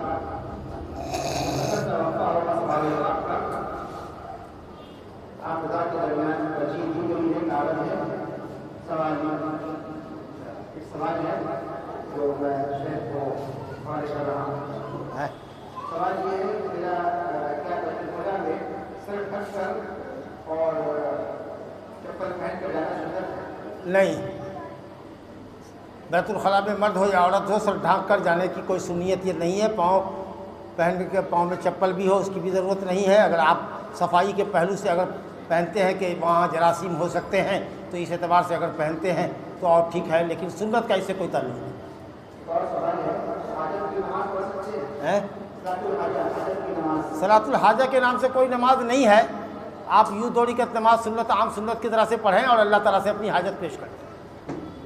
حاجت کے نام سے، صلاۃ الحاجہ کے نام سے کوئی نماز نہیں۔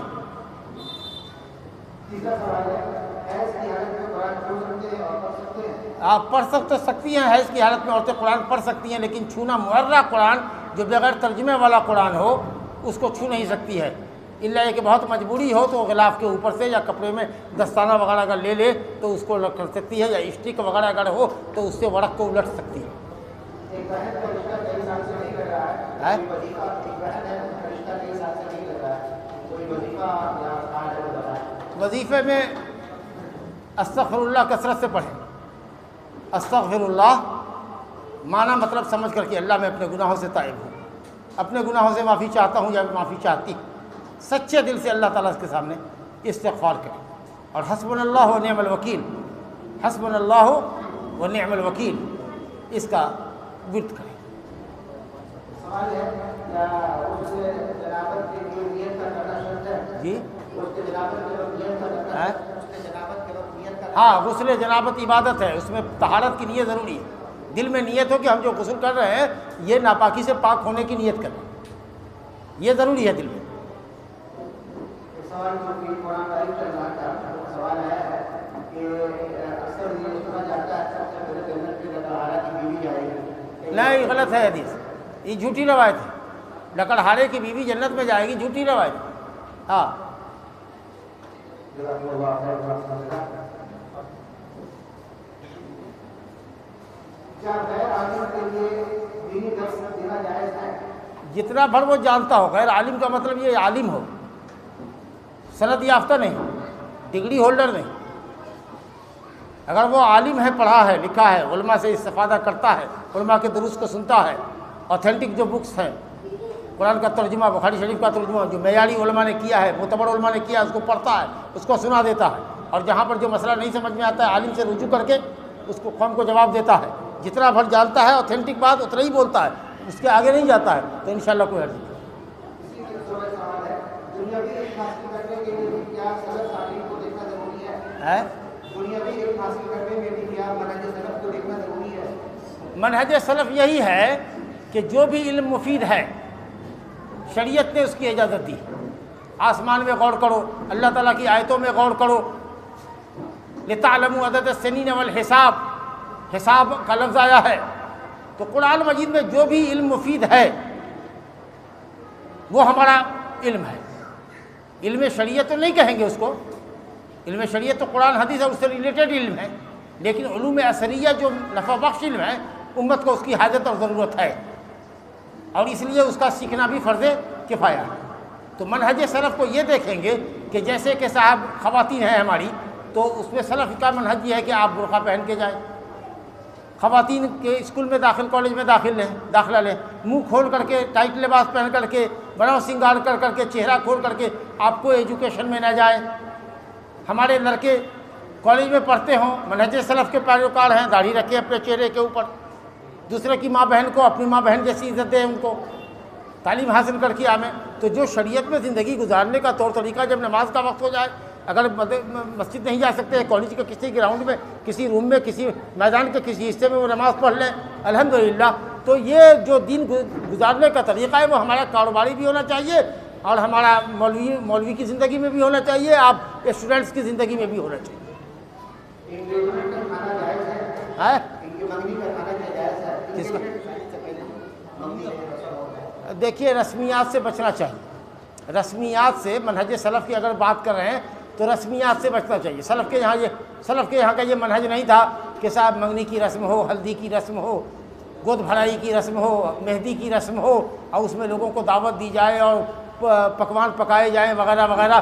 ان چیزوں سے بچنا چاہیے، اور بہت ہی محتاط طریقے پر اگر 2-4-5 آدمی آ جاتے ہیں تو ان کے ساتھ کچھ کر لینے میں کوئی حرج نہیں ہے۔ اسلام اتنا بہت ہی سوکھے قسم کا مطلب نہیں ہے کہ آپ کی شادی میں ہم یہ کہیں کہ صاحب چھوٹی چھوٹی بچیاں شادیانے نہ گائیں، اچھے نغمے نہ گائیں، لیکن بڑی بالغات نہ گائیں، یا عورتوں کے ماحول کے اندر اگر لڑکیوں کے درمیان لڑکی ہی ہے، مرد نہیں ہے، اور لاؤڈ اسپیکر نہیں ہے، تو وہ بڑی لڑکیاں بھی گا سکتی ہیں، وہ چاہیں تو شادی میں ڈانس بھی کر سکتی ہے عورتوں کے درمیان، لیکن مرد نہیں ہونا چاہیے، مرد نہیں ہونا چاہیے۔ جو ضابطہ ہے اس ضابطے کے اندر ہے۔ اگر صفائی اور ستھرائی کے پہلو سے اگر بدل میں 1-2 روز اگر ہلدی لگا دیتے، اس کی کوئی بڑی رسم نہیں ہوتی ہے، اس میں دعوتوں کا اہتمام نہیں ہے، تو اس میں کوئی حرج نہیں ہے۔ لیکن اگر رشتہ ہو رہا ہے، قریبی رشتہ دار 2-4 ادھر سے اکٹھا ہو گئے، 2-4-5 ادھر سے اکٹھا ہو گئے، 10 آدمی بیٹھ کر کے اگر باتوں کو پختہ کر لیا تو انشاءاللہ سے کوئی بڑی قباحت نہیں ہوگی۔ اسلام میں جواز کی حد تک، مباح کی حد تک گنجائش ہے۔ اسی کے ساتھ ہی آج کے اس درس کا جزاک اللہ، سبحانک اللہم بحمدک، اشہد ان لا الہ الا انت، استغفرک و اتوب الیک۔